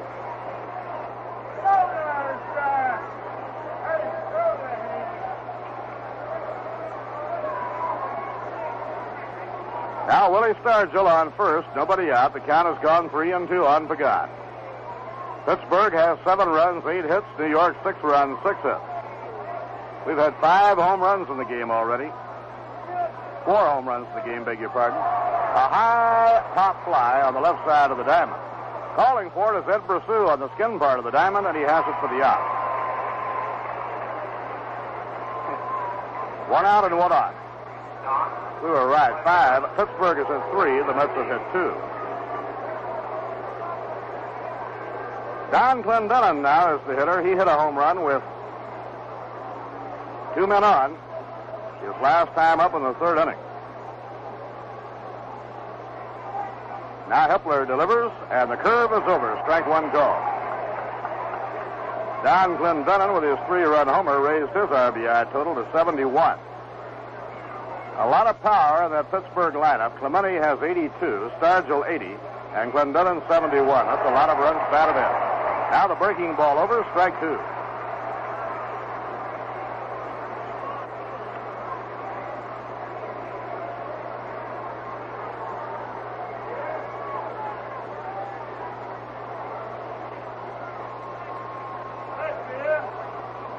Hepler delivers. He lets up on it. It almost got away from him. Brody reaching high to make the catch. 1 ball and 2 strikes.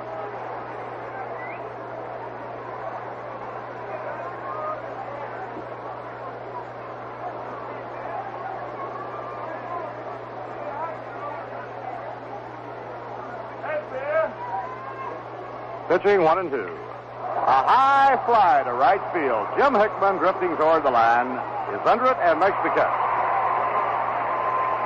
Clendenin retired on the fly to right. Now with 2 men away, Bill Mazeroski comes up. Right here we pause for station identification. This is the New York Mets Baseball Network. 810 on your dial, WGY Schenectady, the smoothest sound around. The voice of the Mets in the great Northeast.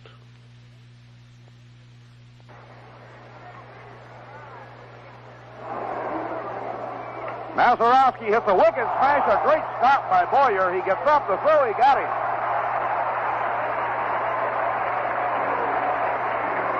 Beautiful play by Ken Boyer. That's the second sparkler he's turned in. That was a wicked low-line drive. Boyer, whirling, made the backhand stab going to the line, scrambled to his feet, and threw out Mazeroski. No runs, no hits, no errors, one left on. So we've come halfway at the end of 4 1/2. The Pirates 7 and the New York Mets 6. And now here's a word from Rheingold. I'm the extra dry. I don't know the reason. I can't tell you why. More people like Rheingold beer extra dry. But we must be doing something. Yes, we must be doing something right.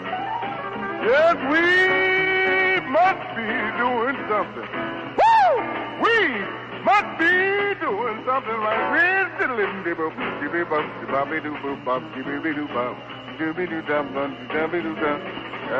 pour me another mug of that Rheingold exercise here.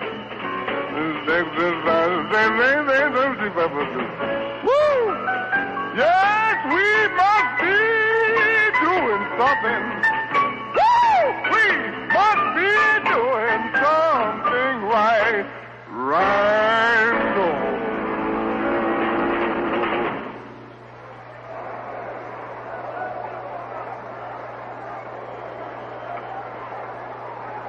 Shortstop.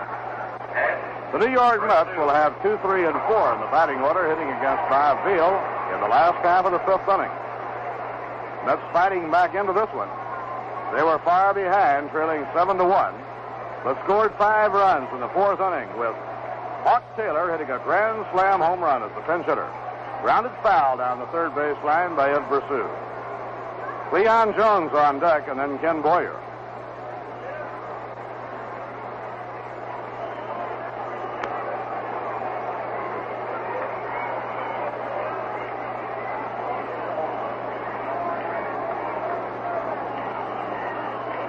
Now the 6'6" left-hander winds and pitches. A swing and a miss with a slider. Count strike 2 on Eddy Basu. On July 3rd here in Shea Stadium, Ed Basu hit a grand slam home run off Bob Beal. At the time he hit it, the Pirates were far out in front. Up high, 1 ball and 2 strikes. Pittsburgh then held on to win by 1 run, 8-7. Now in this game, Hawk Taylor has hit a grand slam to pull the Mets within 1.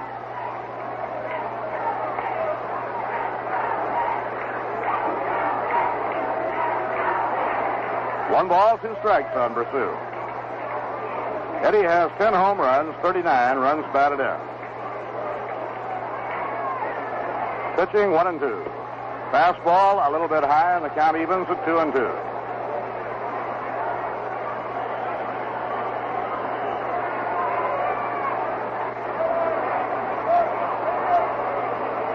Now Beal's 2-2 pitch. A little squibbler hit off the end of the bat down the first base line, twisting foul.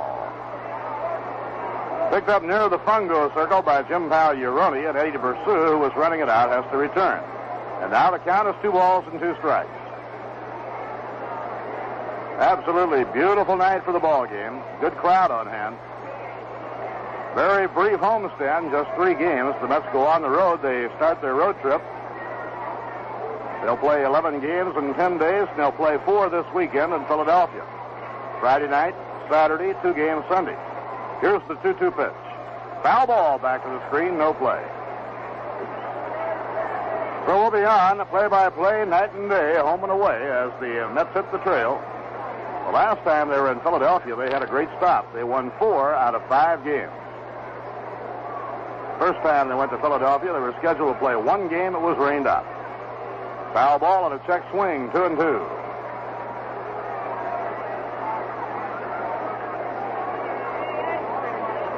On their road trip, the Mets will play 4 in Philadelphia, 4 in Chicago, and wind up by playing 3 in Atlanta.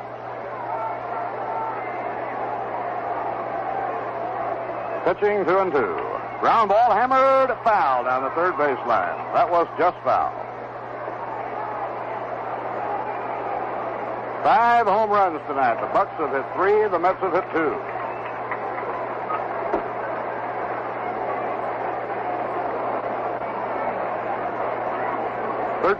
13 runs in the game, and home runs have accounted for 11 of the 13 runs scored.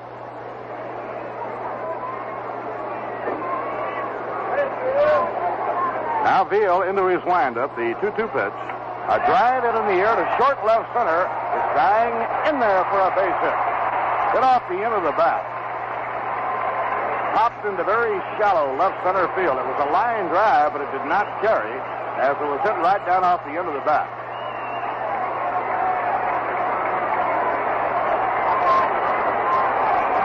Now New York has the tying run on, nobody out, and Cleon Jones coming up.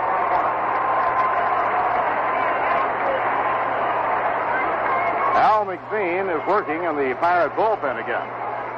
You know, we think a lot of Rheingold drinkers are going to be mighty happy with our new Chug-a-Mug package of 6 12-ounce mugs, now selling at your local store. No opener needed. Just pull the tab and drink your Rheingold Extra Dry right from the mug. Now Jones is the batter. The pitch by Beal is too high, ball 1.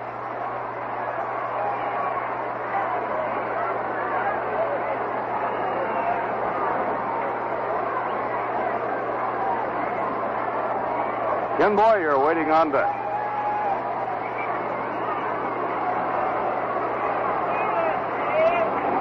Now Beal up in pitching position.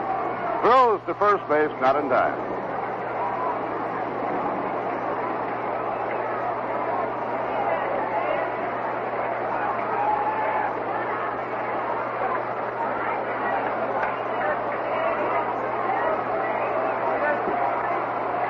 Next pitch by Beal. Breaking ball in the outside corner. 1 ball, 1 strike.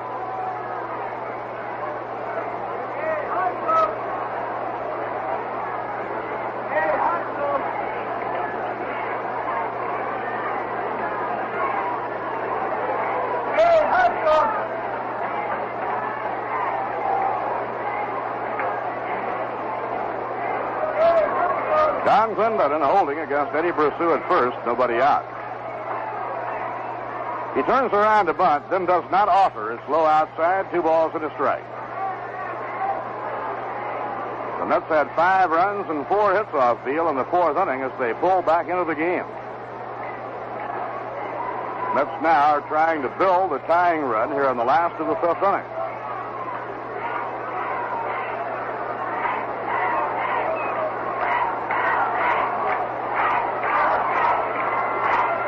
Pitching 2-1. Gets the inside corner. For a call strike, Cleon didn't like the call by Shag Crawford. So now it is 2 balls and 2 strikes.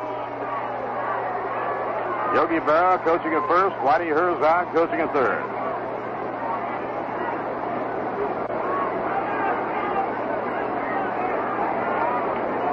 On the 11-game road trip, we'll be broadcasting each of the 11 games back to New York, and we will be televising 6 of the 11. The Friday night game in Philadelphia and both games on Sunday will be televised back to New York. Now the pitch by Beal. A swing and a foul tip. Just got a piece of it to stay alive, and that ball nicked the catcher, Jim Pagliaroni.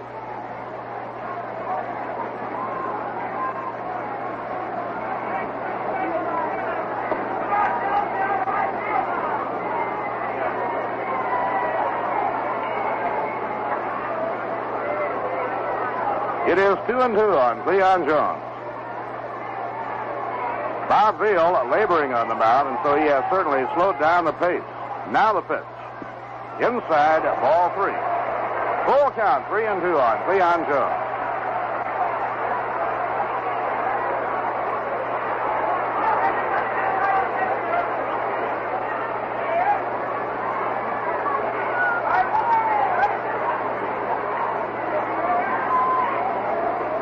It's 3-2 on Cleon.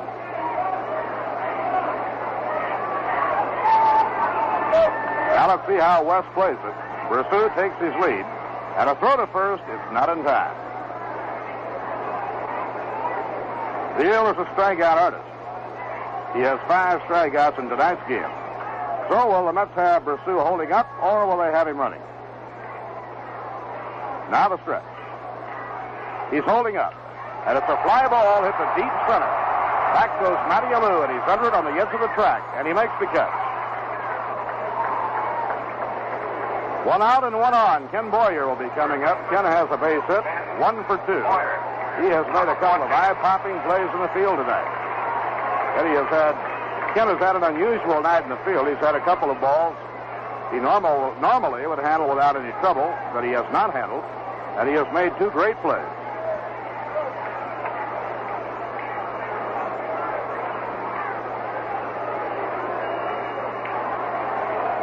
Jim Hickman kneeling in the on-deck circle. Al McBean working in the Pirate bullpen. And a throw to first by Beal is not in time.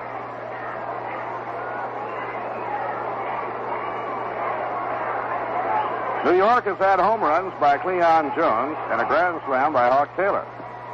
Inside and low, 1 ball and no strikes. That accounts for 5 of the 6 runs. The other run was driven in by Jim Hickman.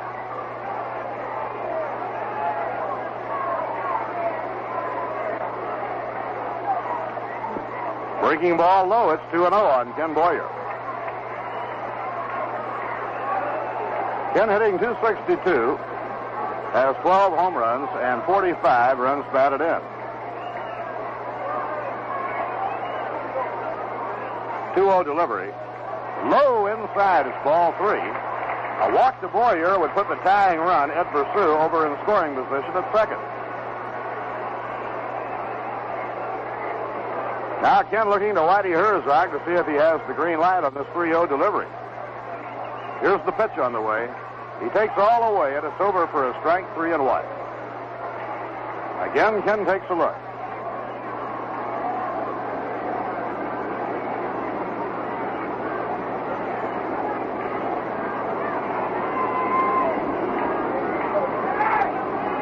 Delivery. The runner goes. A ground ball bounced toward the middle. Mazeroski steps on second. Throws to first. Double play.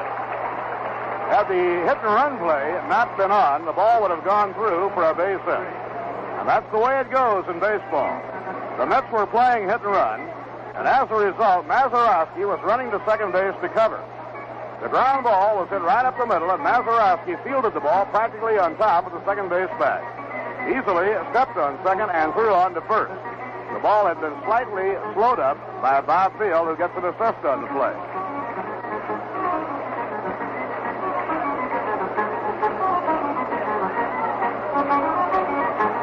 Double play retires the side. No runs, 1 hit, no errors, none left on. Now 5 innings complete. Pittsburgh 7, New York 6. The final revised edition of the 1966 New York Mets yearbook is off the presses. On sale at the concession stands here at Shea Stadium or at any of the regular New York Met ticket outlets. If you find it more convenient to get your copy of the yearbook by mail, send 65 cents, 50 cents for the yearbook, and 15 cents for postage and handling to Mets Yearbook, Shea Stadium, Flushing, New York. The zip code is 11368.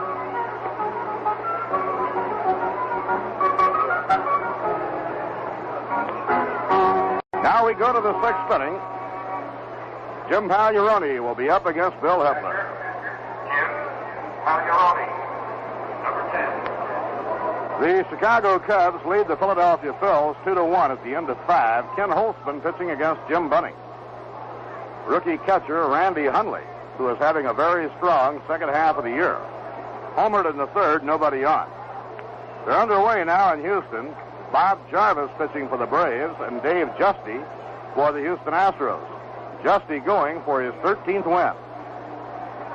Ground ball whacked to shortstop. Knee-high hop handled by Basu. Throw in time, and Pagliarone is out on 1 pitch.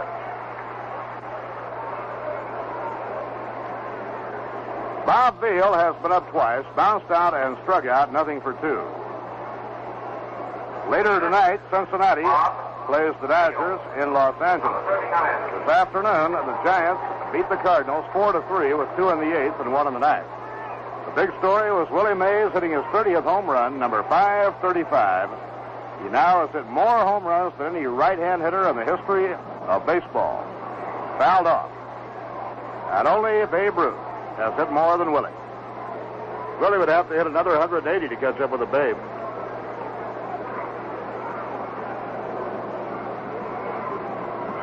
Yankees nothing, Tigers nothing at the end of 3. Boughton against Wilson. Fouled off, strike 2. Baltimore had a 5-run ninth to beat the Red Sox 8-4 in an afternoon game.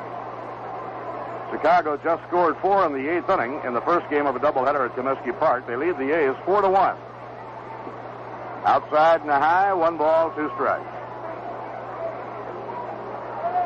Pete Rickard homered in the 7th inning, nobody on. Washington 3, Cleveland 1 after 6.5.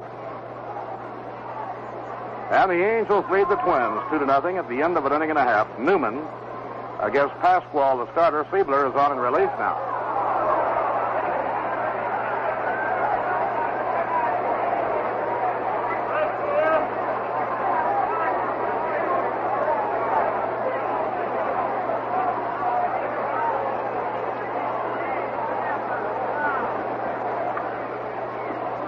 Now Billy Hepler misses high, and the count is even. 2 balls and 2 strikes on Bob Beal. Beal has had 10 hits and 66 times at bat this year.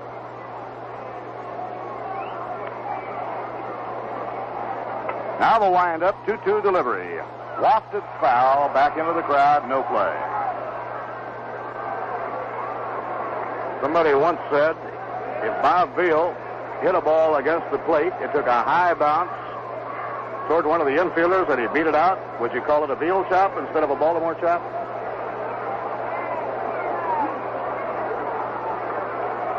Sure glad I didn't say it.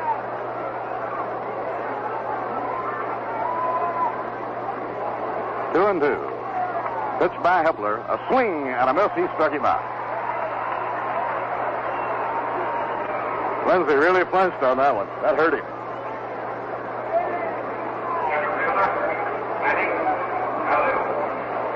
Top of the batting order now for Matty Alou. Matty has 1 for 3. A leg hit on a roller hit the shortstop back in the 2nd inning. So Matty is hitting .343. Billy Hepler's pitch. He tries to drag a bunt and he misses. He really ran up on that one quickly.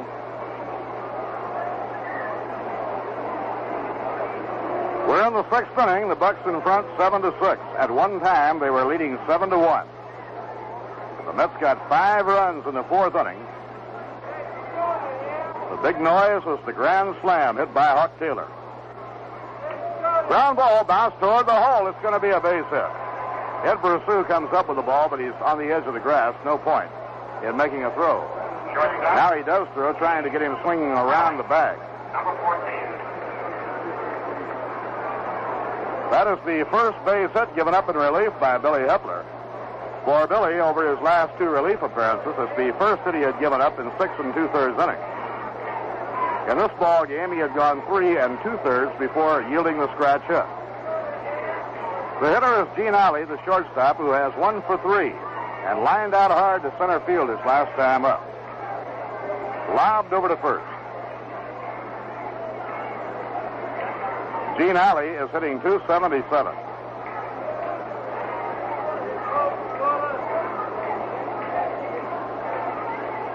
Now throw to first by Bill Hepler. It's not in time.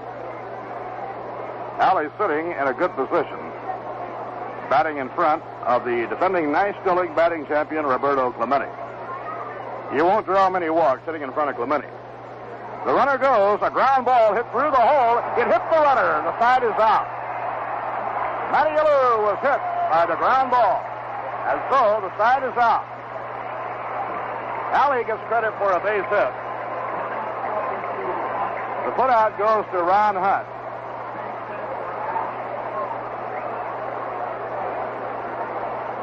So the side is out.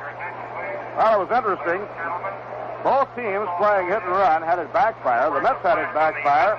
When Mazeroski was able to field the ball, it would have been a base hit had the hit and run play not been on. Now it works against Pittsburgh when the ball hits the runner, Matty Alou. No runs, 2 hits, no errors, 1 left on. After 5.5, Pittsburgh 7, New York 6. That's Bugles and Drums, and you'll hear that each evening Monday through Friday at 5:45 on WGY when I bring you Spotlight on Sports. the only full 15-minute radio program in the area devoted exclusively to sports news of the day. This is Bill Carpenter inviting you to hear Sports Spotlight each day and to tune in Mondays and Thursdays at 5 minutes past 7 p.m. for 2 new programs of auto racing news, Northeast Racing Roundup on Mondays and Speedway Highlights on Thursdays. And these programs are only part of WGY's extensive and intensive coverage of sports. Monday through Friday at 6:15, horse racing fans will like Howard Tupper's Track Talk. Golf enthusiasts will enjoy Bill Edwardson's Golf Talk on Thursdays at 6:35 p.m. with questions from golfers and answers from pros. All this, plus Mets baseball and national sports coverage from NBC on WGY, your reliable station for sports in 26 counties of New York and New England. Jim Hickman hits the first pitch through the hole in the left field for a single, leading off the last of the 6th inning. Hickman wasting no time, jumping right on Beal's first delivery. And now Ron Swoboda comes up. For the Mets, their 8th hit of the ballgame. And the Pirate bullpen quickly is on call again. The Mets had the leadoff man on base in the last inning. Here's Harry Walker coming out of the dugout. He has had Al McBean up 3 times in the Pittsburgh bullpen. And he's taking that deliberate walk, and before he reaches the mound, he sends the sign to the bullpen. This will be all for Bob Beal. So Beal is leaving the game after pitching 5 innings. If the relief pitching protects the lead, he would be the winner, and it would be his 13th win. Beal, in 5, has given up 6 runs, allowed 8 hits. He walked 1 man and struck out 5. And now Al McBean from St. Thomas and the Virgin Islands is coming on in relief. McBean will be appearing for the 37th time this year. He has won 3 and lost 2. Now coming in the pitch. Each of the 37 appearances by Al McBean have been in relief. Number 34. This will be the 5th time this year he has worked in relief against New York.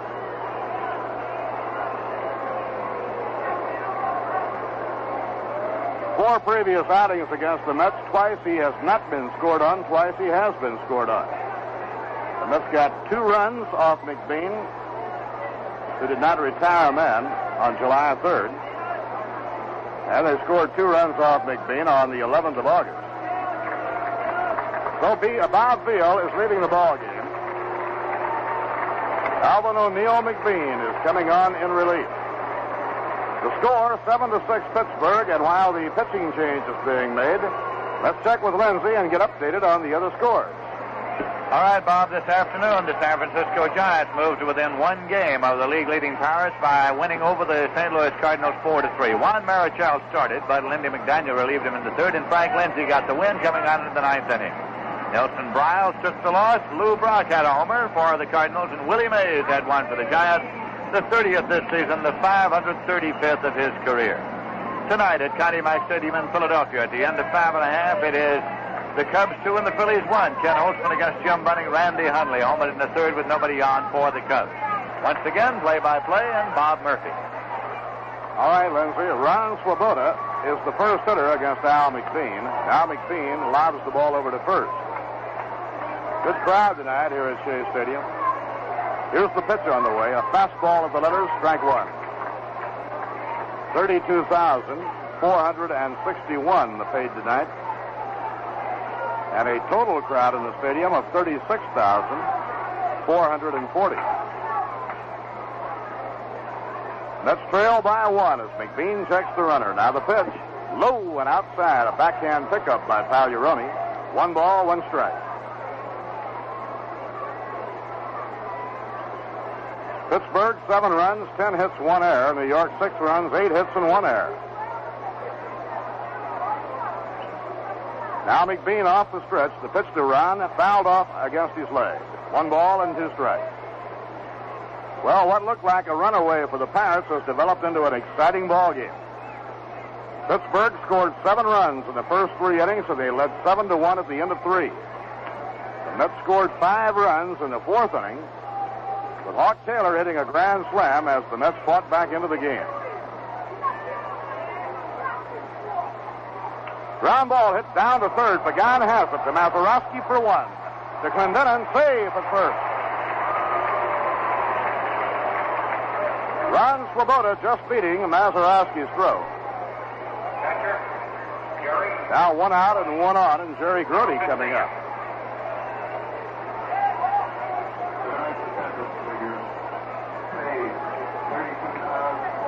With the crowd tonight of 32,461 paid.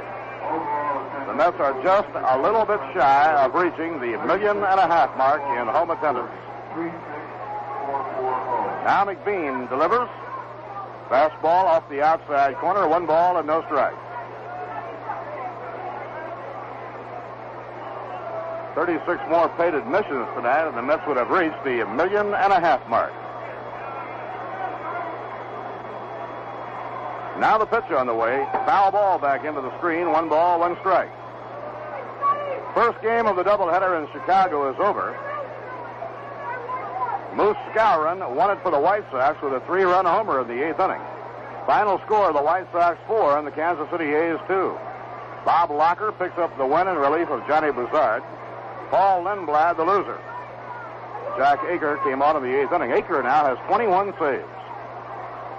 Inside and high on Grody, 2 balls and a strike. The A's were leading 1-0 going to the last of the 8th inning, and the Moose got loose. Skowron hit a 3-run homer to win it.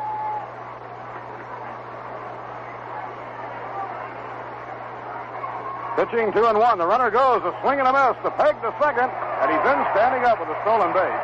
When the throw by Pagliarone is wide on the shortstop side. The 4th stolen base of the year for Ron Swoboda.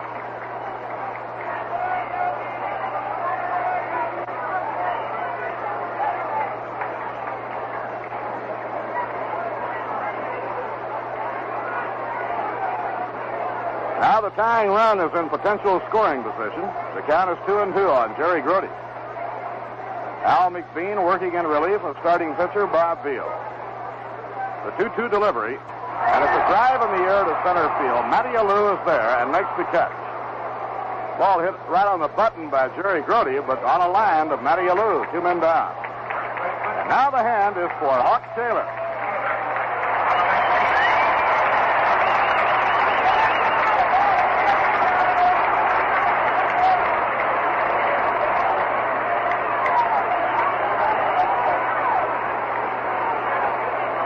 In the 4th inning, with New York trailing 7-2, Ron Swoboda drew a walk to load the bases.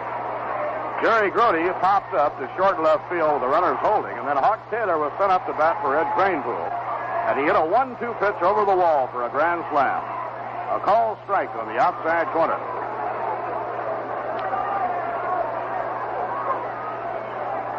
Hawk Taylor has had 16 hits this year. With the 16 hits, he's knocked 10 runs in. Now the pitch by McBean, a swing and a miss, strike 2.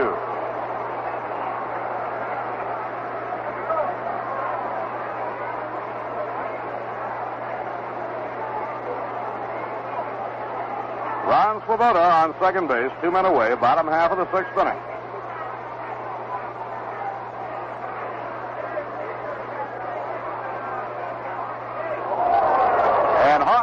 Been hit by that pitch, or it may have hit the bat. Hawk hit the dirt, getting out of the way of it, and he was hit by the pitch. Now Billy Hepler is scheduled up. Pete Mickelson is warming up in the Pittsburgh bullpen. And Billy Hepler is now being called back.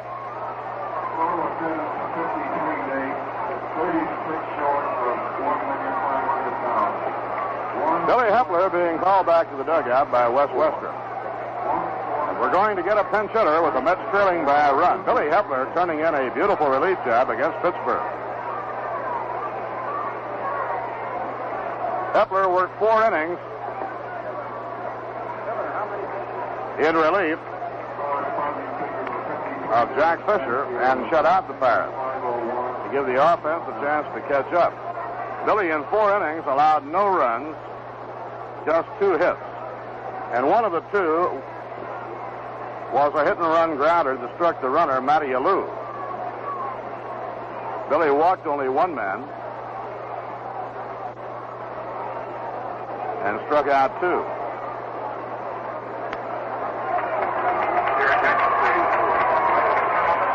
Now Chuck Hiller comes out of the dugout, and he will bat for Bill Hepler. Chuck has already tied the Mets club record for pinch hits in a season. As the pinch hitter, Chuck has 13 for 34. He has an overall batting average of an even 300.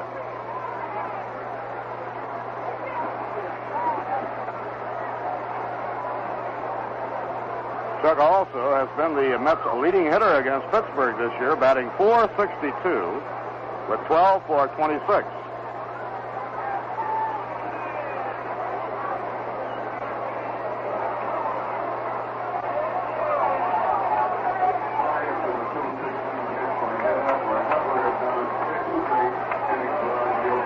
Now Hiller steps in against Al McBean. Swoboda is on second. Taylor on first, 2 down. And a ground ball bounced slowly towards second. Mazeroski comes in, bobbles the ball, and Swoboda may get caught. He's safe. He gets back. Swoboda diving head first. Just gets back to third.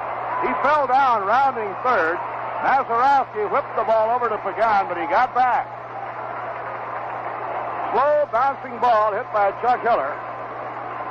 Now the bases are loaded, and Ron Hunt is coming up. That has scored a base hit. And Hiller owns the new Mets club record for pinch hits in a season. That was his 14th. So now the bases are loaded, 2 men down. Ron Swoboda fell down rounding third, and he just did get back. Bases loaded, 2 away. Ron Hunt is the batter. New York trailing by 1 run, 7-6. Al McBean looking in for his sign now from Pagliarone. Here's the stretch and the pitch. And it's a ground ball hit hard up the middle for a base hit.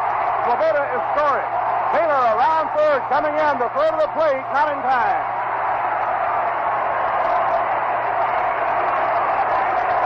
8-7 New York. Ron Hunt singles up the middle, driving 2 runs in. The Mets have moved in front. And right here, we'll pause for station identification. This is the New York Mets Baseball Network. 810 on your dial. WGY Schenectady, the smoothest sound around. The voice of the Mets in the great Northeast. Bob Murphy with Lindsey Nelson and Ralph Kane. Eddy is the batter now, and the pitch is over. Strike 1 call. 8. Well, the Mets have made quite a comeback in this game tonight. They were trailing Pittsburgh by 6 runs. They were behind 7-1 at the end of 3. They now have taken the lead. They are in front 8-7. Basu waiting, and the curve is popped up. An infield pop fly, and Alley, the shortstop, comes to the edge of the infield grass and takes it for the out. But the Mets have struck again and taken the lead. 2 runs come in. There were 3 hits. No errors, and 2 left on. At the end of 6, the New York Mets 8 and the Pittsburgh Pirates 7. The way I understand it, this person came into your home and stole all of your radios? Every radio I had to my name. Including transistors? Yes. Well, he left me 1 earplug, I'll say that for him. Well, did he take anything else? Just the radios.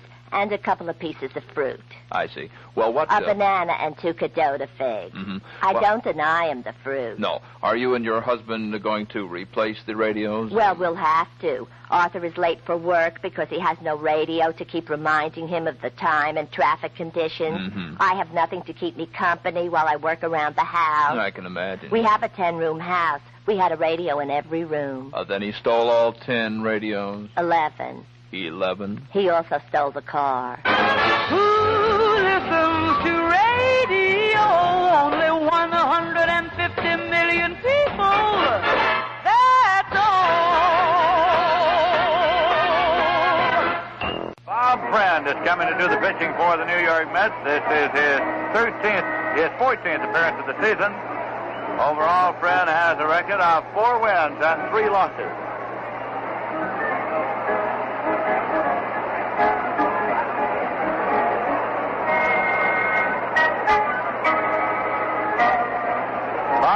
came in the ball game last night in relief and walked Jose Pagan intentionally, and the rain came. So actually he faced only one man, issued an intentional walk to him, and that was friend Stint for last night as the rain washed out the game at that point. So he's being called upon again here tonight to face his former teammate, the Pittsburgh Pirates, and he's in now to try to protect a one-run Met lead. With the Pirates coming up here in the top of the seventh, the Mets are out front by a score of 8-7. For the Pittsburgh Pirates, scheduled up in the inning, Roberto Clemente, Willie Stargell, and Jose Pagan. Clemente is 1 for 3 in the ball game tonight. He has a season batting average of .328, and he's walking up to the batter's box right now. Number 21. A big crowd here tonight of 32,461 paid. And they have seen just about all the excitement you'd care to see packed into a ball game to this point. With the Pirates out front early, leading at one point by a score of 7-1. The Mets have come back to take an 8-7 lead, but this ball game is far from over. Clemente settles himself into the batter's box as Bob Friend reads the sign of catcher Jerry Grody. Now the pitch. Swung on and missed for strike one. Big Willie Stargell is waiting there in the on-deck circle for the Pirates.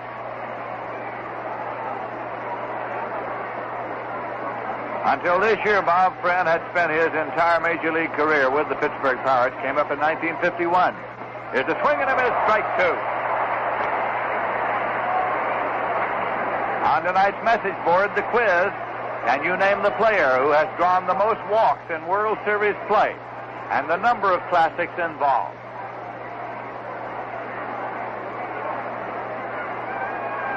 Our friend looks into Jerry Grody again. And this is an 0-2 delivery. Way outside and low. It's 1-2 now to Roberto Clemente. He turns, walks out of the batter's box, back toward the on-deck circle. He wants the pine tar rag, and it's flipped up there to him by Willie Stargell. Now he walks over and talks to Willie Stargell for a few moments. Fish down, gets the rosin bag, powders his hand. Now Clemente comes back up toward the plate.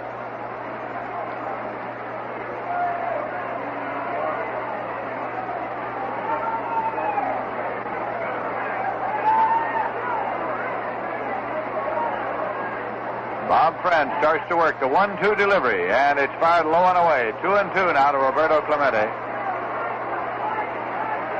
On the infield, the Mets have Hawk Taylor playing first base. Ron Hunt at second. Ed Basu, the shortstop, and Ken Boyer around at third. Here's a 2-2 delivery. Swung on it on the ground to second. Hunt over to his right, scoops it up, plays to Hawk Taylor in time. Clemente has grounded out, second to first. One man out, and now Willie Stargell coming up. Willie Stargell is 2 for 2 and a walk tonight. He had a 2-run homer in the first inning, his 10th homer against the Mets this season. His 28th overall in National League play this season. The Pirates started the night with a one-game lead over the second-place San Francisco Giants.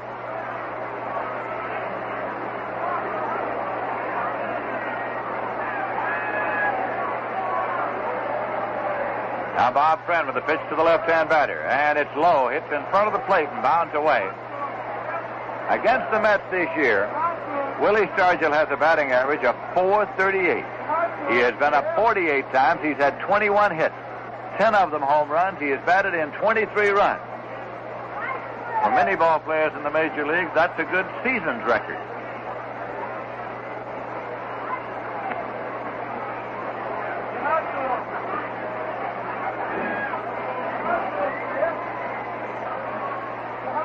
Here's a pitch, and it's swung on and missed. 1-1. Stargell took a hefty cut.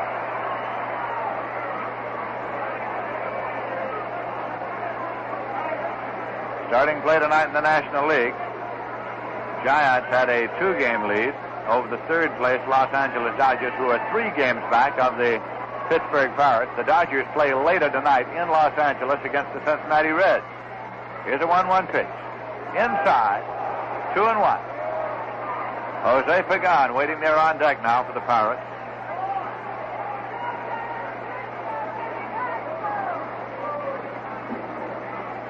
Willie Stargell waggling the big bat as he waits. Now the 2-1 delivery. Misses outside, and Friend goes behind. 3 balls and 1 strike. Final score in the American League, the Cleveland Indians have defeated the Washington Senators 5-3. Steve Hargan gets the win. Pete Rickard takes the loss. This will be a 3-1 pitch. Stargell is ready to tee off. Pitch is on the way, and he hits it deep to right field. It's way back in the corner. Going back is Hickman. He's there, and he makes the catch right in the corner with his back to the wall. So there are 2 men out for the Pirates here in the top half of the 7th inning, and Jose Pagan is the batter. Pagan has grounded out, single, a drive, and a run, and popped out to shortstop so far. He's a right-hand batter.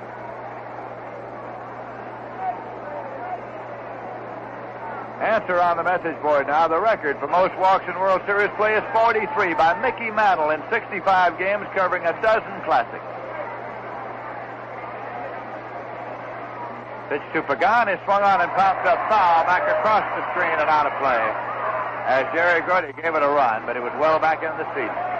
Strike 1 now to Pagan.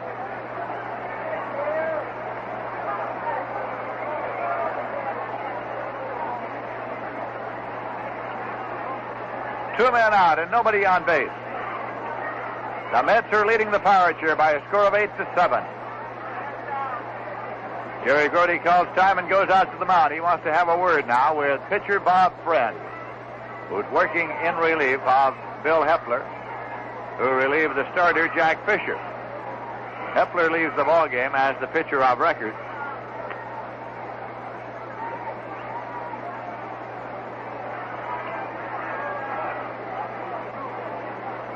Now Pagan back into the batter's box, measures his stance. Friend reads the sign, starts to work. This is a strike 1 delivery. Low and away for a ball. It's 1-1. Don Clendenin moves out to the on-deck circle now for the Pittsburgh Pirates, the Buccaneers, who are on top in the National League race.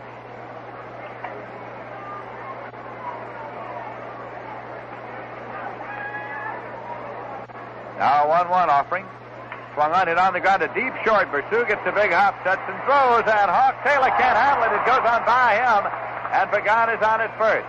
The throw was low, and Taylor tried to stretch out and give it a big stretch and sort of backhanded on a short hop. And an error is being charged against Hawk Taylor for failing to handle the throw. Hawk Taylor at first base, charged with the error. It gives the Pirates a base runner with 2 men out, and Don Clendenin is up. He had a 3-run homer in the top half of the 3rd inning. That was the big inning for the Pirates when they got 4 runs.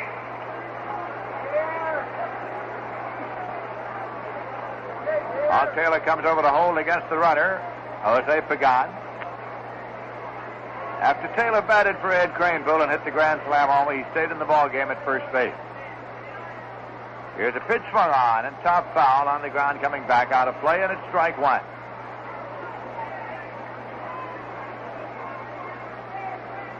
The commissioner of baseball, General Eckert, is in the crowd tonight. Former Mayor Robert Wagner and Mrs. Wagner are here. Lee McPhail, the first assistant, the administrative assistant in the commissioner's office, is here. Fred Flagg, Secretary of the National League, is here. Here's a swing and a foul ball back and out of play. A 2-strike count to Don Clendenin at the plate. Jose Pagan takes his lead at first base, and this is a 2-strike delivery. It's swung on and missed, and Friend strikes out Clendenin to retire the side. Pirates with no runs, no hits. There was 1 Met error and 1 Pirate left, and the score at the end of 6.5 innings is the Mets 8 and the Pirates 7. This is WGY News.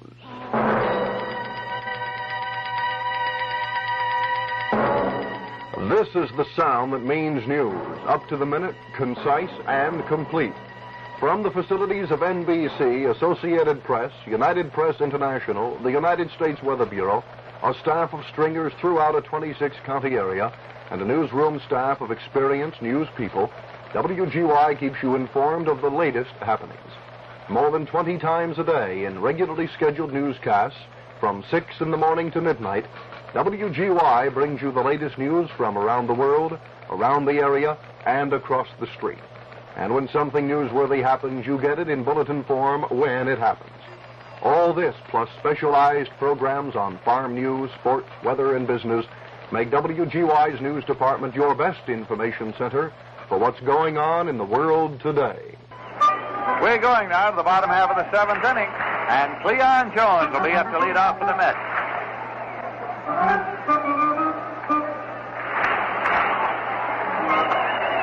The Mets fans out here at Shea Stadium up and stretching here in the middle of the seventh. Cleon Jones had a home run over the Centerfield fence in the first inning. He had an infield hit in the fourth, and he flied to center in the fifth, so he's 2 for 3. Season's batting average of .282. He's batting number 3 in manager Wes Westrum's Mets batting order here tonight. Scheduled up in the inning, Cleon Jones, Ken Boyer, and Jim Hickman. Facing right-hand pitcher Al McBean, who is the pitcher of record now for the Pittsburgh Pirates.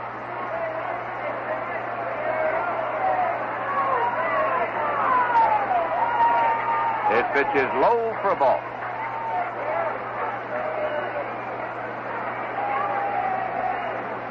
Cleon Jones is a right-hand batter facing the right-hand pitcher.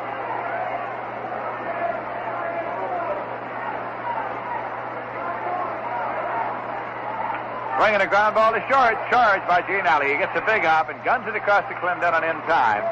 Cleon Jones has grounded out. Now Ken Boyer, he's 1 for 3. He's singled a drive and a run in the bottom half of the fourth inning.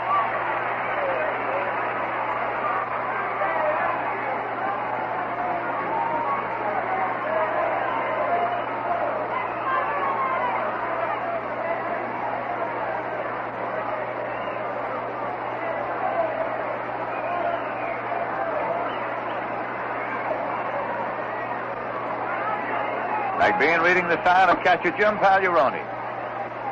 A pitch that is low for a ball to Ken Boyer.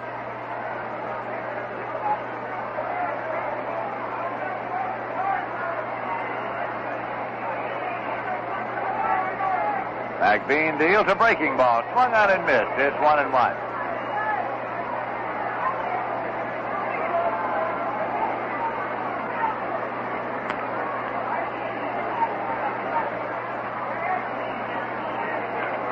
One pitch. Breaking ball high. It's 2-1.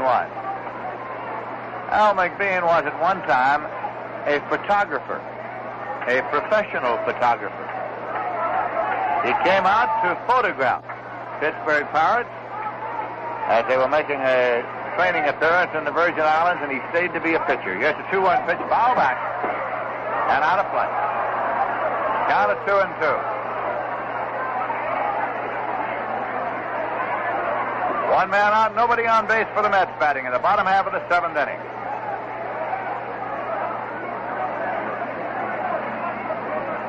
Here's a swing and a miss, and McBean strikes out Ken Boyer. First strikeout for McBean. 2 away for the Mets here in the bottom of the seventh. And Jim Hickman's the batter. Hickman's 2 for 3 tonight. Singled a drive and a run, and later scored in the fourth, and singled again in the sixth inning. He was the last batter. Faced Beal before he was taken out when Hickman led off in the bottom half of the sixth with a base hit. Beal was taken out of the ball game and replaced by McBean. This pitch is high, 1-0. Mets and the Pirates play here tomorrow afternoon, game time 2 p.m., and that will conclude the homestand. It also will mark the last appearance of the Pirates here this season. Here's the 1-0 pitch. Swung on and fouled off. 1-1. Shag Crawford, the umpire behind the plate, fires a new ball out to Al McBean. Shag is a veteran umpire in the National League. He's the captain of this umpiring team. He's a fellow who moves around a lot. 1-1 delivery. It's low for a ball, 2-1. Ron Swoboda is swinging a bat there in the on-deck circle. We're in the bottom half of the seventh inning, and the Mets are leading by a score of 8-7. Here's the 2-1 pitch. And it's in for a called strike, a fastball, and it's 2-2.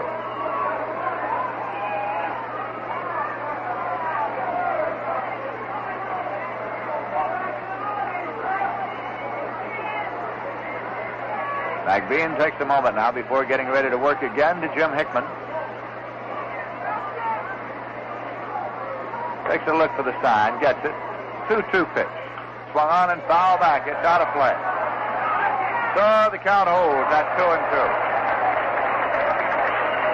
With 2 men out and nobody on base.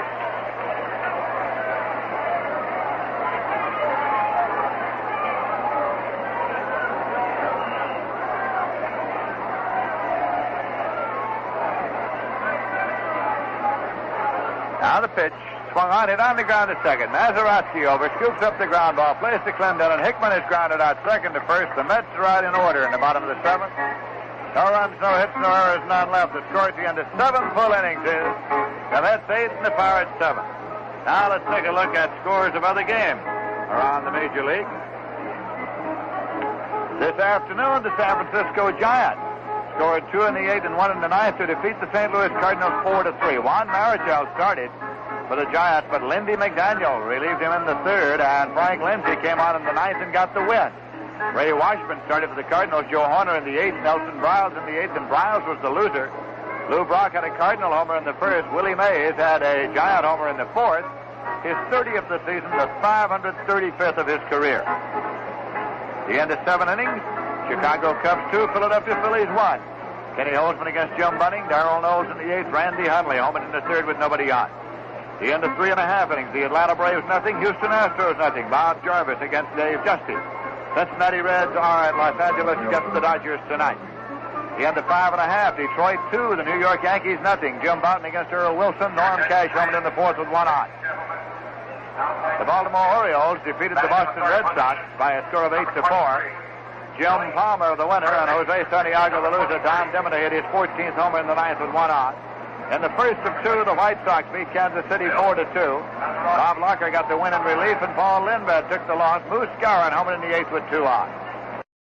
Right here, we're going to the top half of the 8th inning, and Bill Mazeroski is up to lead off for the Pittsburgh Pirates. He is 1 for 3, swings and sends a ground ball foul back of 3rd. Mazeroski had a homer in the 2nd inning. Billy Murphy is now playing center field for the New York Mets. Cleon Jones has come out of the ball game. So the outfield alignment is Swoboda in left, Murphy in center, and Hickman in right for the New York Mets. The Mets are leading by a score of 8-7.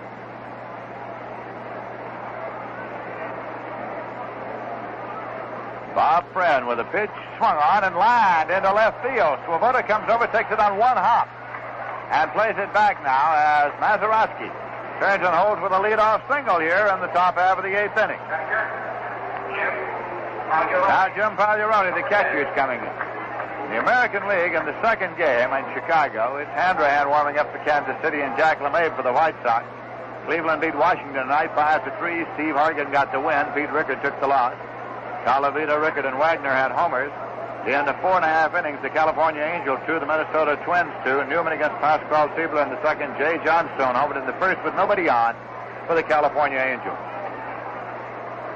Now Friend is off the stretch, checking the runner, and here is the pitch to Pagliarone. Swings and fouls it on the ground, back of 3rd.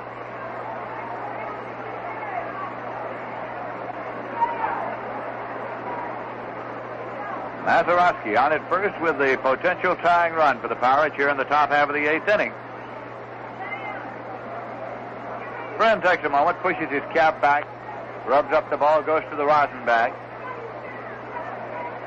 Pagliarone was out on an error by Boyer in the 2nd inning on a ground ball. Since then, he has twice grounded out short to 1st. Friend checks the runner, deals a strike 1 pitch, swung on and hit in the air to left field. Swoboda started back, now comes in and makes the catch. And he makes the throw across toward 1st, and Hawk Taylor blocks it as Mazeroski hustles back to 1st. Maz had gone almost to 2nd on the pop fly to left, and Swoboda hung back there for a moment. Then came in, and now the Pirates are switching off and sending up a left-hand batter, Jerry Lynch. They had Rogers on deck as a decoy, and they're bringing up the old pro, the left-hand pinch hitter, Jerry Lynch, who has a season's mark of 250, 1 home run, and 5 runs batted in. There's 1 away. Lynch is batting for McBean. Number 24, Jerry Lynch. Number 24. And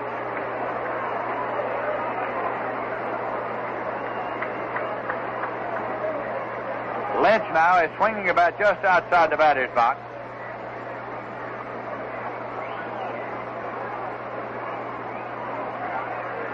Jack Hamilton is up and throwing in the Met bullpen. Here's the pitch. Swung on and popped up in foul territory. Jerry Grody gets rid of the mat. It's playable to him. He makes the catch. So there are two men out, and Matty Alou is coming up now. He is 2 for 4. Center fielder, Matty. And as he comes up, we're going to step out for station identification. This is the New York Mets Baseball Network. 810 on your dial, WGY Schenectady, the smoothest sound around. The voice of the Mets in the great Northeast. This is Lindsey Nelson with Ralph Conner and Bob Murphy at Shea Stadium in New York, where the Mets are leading the Pirates 8-7, but the Pirates have a run around with 2 men out in the top of the 8th, and Matty Alou, the league's leading batter, is up. The pitch is just inside to Matty Alou. He is 2 for 4 tonight. He's a fellow who likes to manipulate that bat in every sort of way, and then use his speed to get on. He's hitting .345 for the season. Now the pitch, swung it on the ground to first. Hawk Taylor takes it at the bag for the out unassisted. A ground smash, taken out a big hop by Hawk Taylor right at the bag. He was holding against the runner and was right there. No runs, 1 hit. No errors, 1 left. And the score at the end of 7.5 innings is the Mets 8 and the Pirates 7. You know, the coolest scene in New York this summer is Central Park, with Joy 66 with Oscar Brown, the Mitchell Trio, Jim Kreskin's Jug Band, the Young Rascals, Buffy Sainte Marie, Dionne Warwick, Theodore Bikel, John Lee Hooker, the Frank Fontaine Show, Hamilton Camp, Sabicus, the Chiffons, Mitch Ryder and the Detroit Wheels, the Blues Project, Jackie Wilson, Thelonious Monk, Lionel Hampton, Arthur Prysock, the Four Tops, Jimmy Smith, Otis Redding, and many, many others. They're all at the Rheingold Central Park Music Festival. The admission is just $1. The place, the Woolman Memorial Skating Rink. Tickets are on sale now at Stern Brothers, at the Record Shack, 125th Street and 8th Avenue, at the Music Inn, 169 West 4th Street, at Halprin's Music Shop, 875 Flatbush Avenue in Brooklyn. So watch your newspaper for this week's schedule, or call 249-7750 for information. The number again is 249-7750. Pete Mickelson is coming in to do the pitching now for the Pittsburgh Pirates. Mickelson is making his 51st appearance of this season. He has an overall record of 7 wins and 1 loss. His last 2 appearances were against the New York Mets recently in Pittsburgh, where he worked a total of 3 2/3 innings in 2 games, allowed no runs and only 1 hit.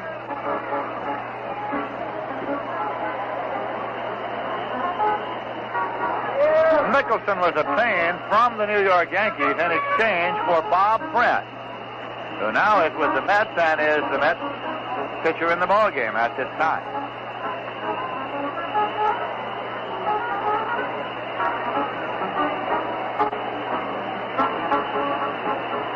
Mickelson is taking his warm-up pitches now.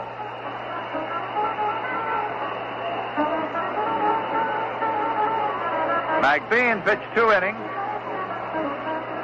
Gave up 1 run, but it was the go-ahead run.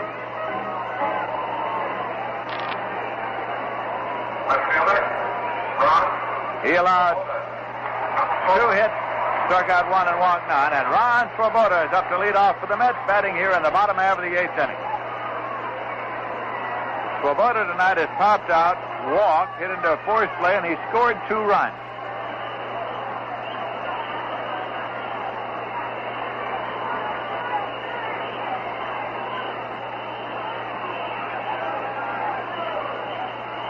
Breaking pitch by Mickelson is outside for a ball. The Mets 8 and the Pirates 7 here. Mets have 8 runs on 10 hits, and the Pirates have 7 runs on 11 hits. Mickelson's pitch again is a breaking ball in there this time for a called strike. It's 1-1.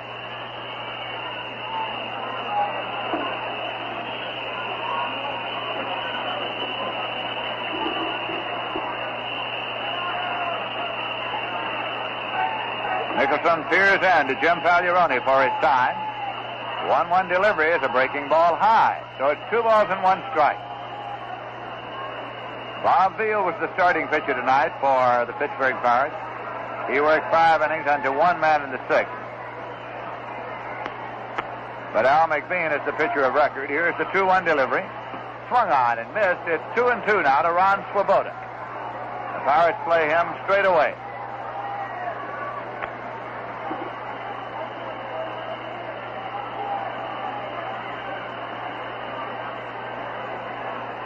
This will be the 2-2 pitch. Breaking ball, swung on and missed, and Ron Swoboda is a strikeout victim. The first for Pete Mickelson. There's 1 away, and Jerry Grody's coming up. Grody struck out, flied to left, and flied to center. Number 15.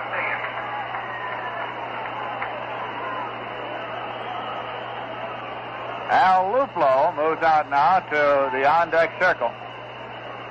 Al Luplo moving out there on deck, a left-hand batter, with Hawk Taylor scheduled up next. Pirates, of course, now have a right-hand pitcher in there. Here is a swing and a miss by Grody, strike 1. When Hawk Taylor was brought on as a pinch hitter for Ed Cranepool in the bottom half of the 4th and hit his grand slam homer, it was, of course, off left-hand pitcher Bob Beal. Taylor batted in the 6th. Off McBean, was hit by a pitch ball. Here's a change. It's line foul. On the left field line, out of play.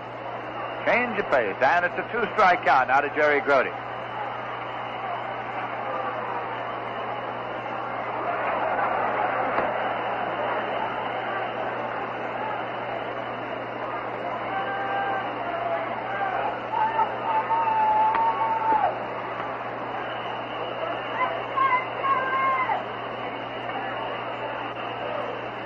Sidearm delivery, breaking ball way outside, 1-2. We have the warm-ups now at Dodger Stadium in Los Angeles. Sammy Ellis for the Cincinnati Reds and Sandy Koufax for the Dodgers. Koufax tonight going after his 20th win of the season. He's 19-6. Here's a swing and a miss, and Mickelson strikes out Jerry Grody. 2 away. Now it is Al Luplo batting for Hawk Taylor. Your attention, please. Ladies and gentlemen, for New York, batting Manager Western strictly playing the percentages here, going to the left-hand batter against the right-hand pitcher, Pete Mickelson. Luplo is hitting .257. He has 4 home runs and 22 runs batted in. There's a swing and a drive into center field, and Matty Alou is right there, and he makes the catch of the line drive off the bat of Luplo. No runs, no hits, no errors, none left. And the score at the end of 8 full innings is the Mets 8 and the Pirates 7. The Mets are here tomorrow against the Pittsburgh Pirates, and they go on the road for 10 days, going to Philadelphia, to Chicago, and to Atlanta, coming back here on August 29th against the Los Angeles Dodgers. The Dodgers are in for 2 games, and they're followed in by the Giants. There are plenty of good seats available for upcoming games here at Shea Stadium. And if you'd like to find out about any sort of a ticket plan, or if you wish to order tickets, contact Ticket Manager, Shea Stadium, Flushing, New York. Our phone, 672-3000. The number again is 672-3000. They'll discuss the ticket plan that's best for you or your group, and they'll explain how you go about ordering. That phone number is 672-3000. Ticket Manager, Shea Stadium, Flushing, New York. Now for the Mets, Al Luplo stays in the ballgame in right field, and Jim Hickman comes in to play first base. Luplo is the right fielder. Hickman is at first base. If you're keeping a scorecard, Luplo bats number 8 in your order. And Billy Murphy bats number 3 in your order. for New York, now playing right field. So the Mets defensive alignment as we go here to the 9th inning is Jim Hickman at first, Ron Hunt at second, Ed Basu at short, and Ken Boyer at third. In the outfield, Ron Swoboda in left, Billy Murphy in center, and Al Luplo in right. Jerry Grody's the catcher. For the Pirates, Gene Alley's coming up here in the top half of the 9th inning. Scheduled up for the Pirates, Gene Alley, Roberto Clemente, and Willie Stargell. Bob Friend on the mound. And the pitch is a little tight for a ball.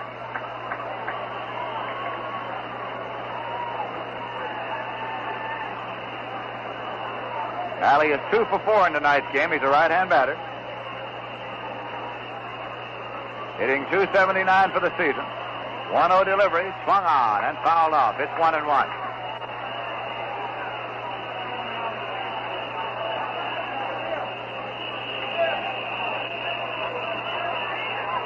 You hear a ringing in your ears. There's nothing wrong. It's just a delegation with whistles parading through the aisles here at Shea Stadium.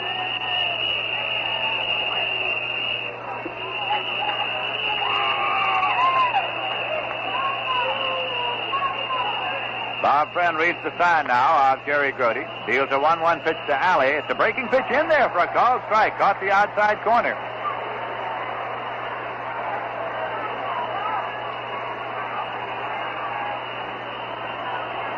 One and 2 the count to Gene Alley with Roberto Clemente waiting there on deck. The Mets are leading by a score of 8-7.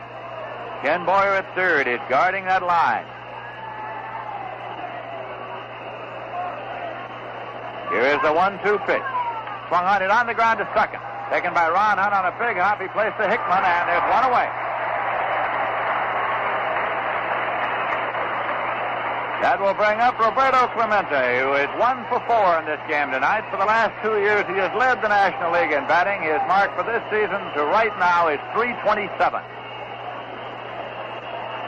Right fielder, Roberto Clemente, number 21.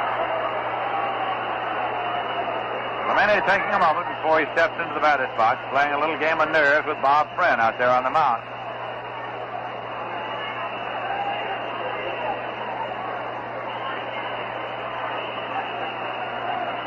Clemente settling himself carefully into the batter's box.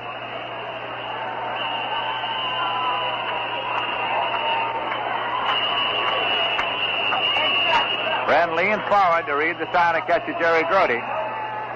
And here is the pitch now. Swung on, hit on the ground is short, and Basu will have to hurry. He's up and he throws, and it's taken for the out. Jim Hickman digging it out at first base on a short hop. The throw was in the dirt.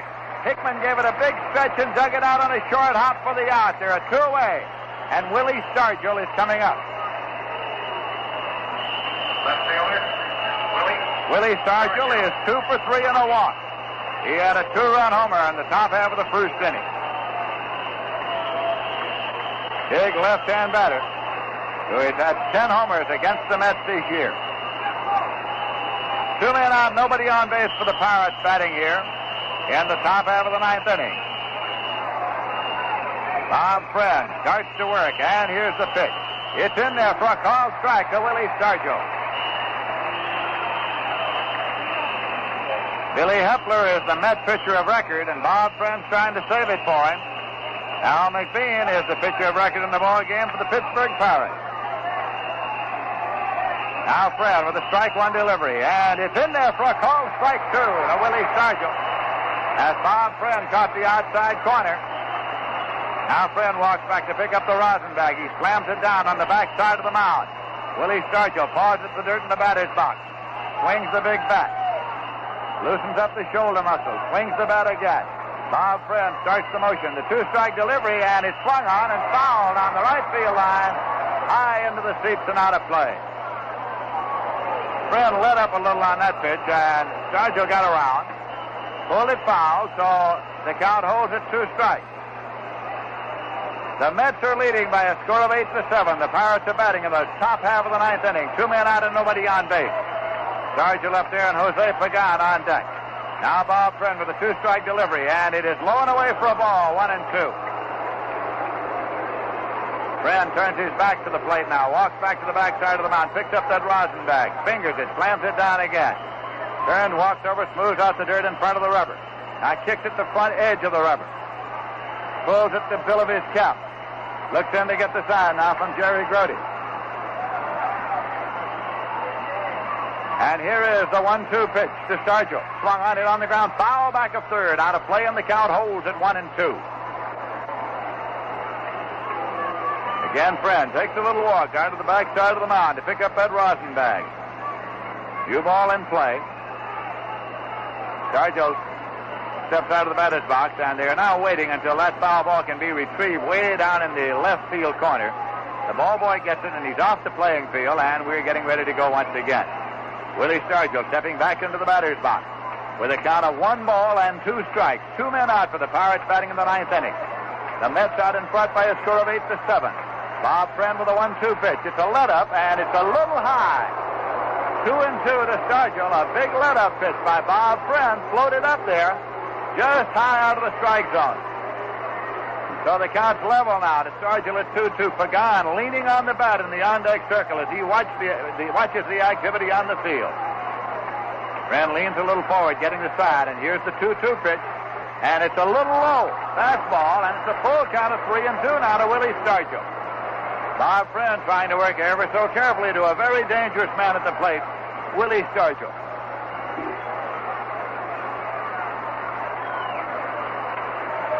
Friend again leans forward to get the side. Here is the payoff pitch. Hung on and missed. He struck him out, and the ball game is over. Bob Friend striking out Willie Stargell, and Friend gets a save, and he's getting a big handshake from all the Mets. Wes Westrom out there to give him a handshake. It's Bob Friend struck out Willie Stargell. He turned in the direction of the Pirate dugout with a big smile on his face because it's a very satisfying performance by Bob Friend, who is credited with a save. Bill Hepler gets the win. The New York Mets with a come-from-behind performance here tonight to defeat the Pittsburgh Pirates by a score of 8-7. In the top half of the 9th inning, the Pittsburgh Pirates out in order. No runs, no hits, no errors, none left. We'll be back in a moment with a final summary and totals. Right now, the final score of the game is the Mets 8, the Pirates 7. That's Mets baseball for today, brought to you by Rheingold, New York City's largest selling beer. What a remarkable thing that is. New York, a city of so many different people with different tastes. One beer's become the favorite, Rheingold Extra Dry. They don't know why so many people like their beer, but they must be doing something right. Today's game is also brought to you by WGY, your sports station for the Great Northeast.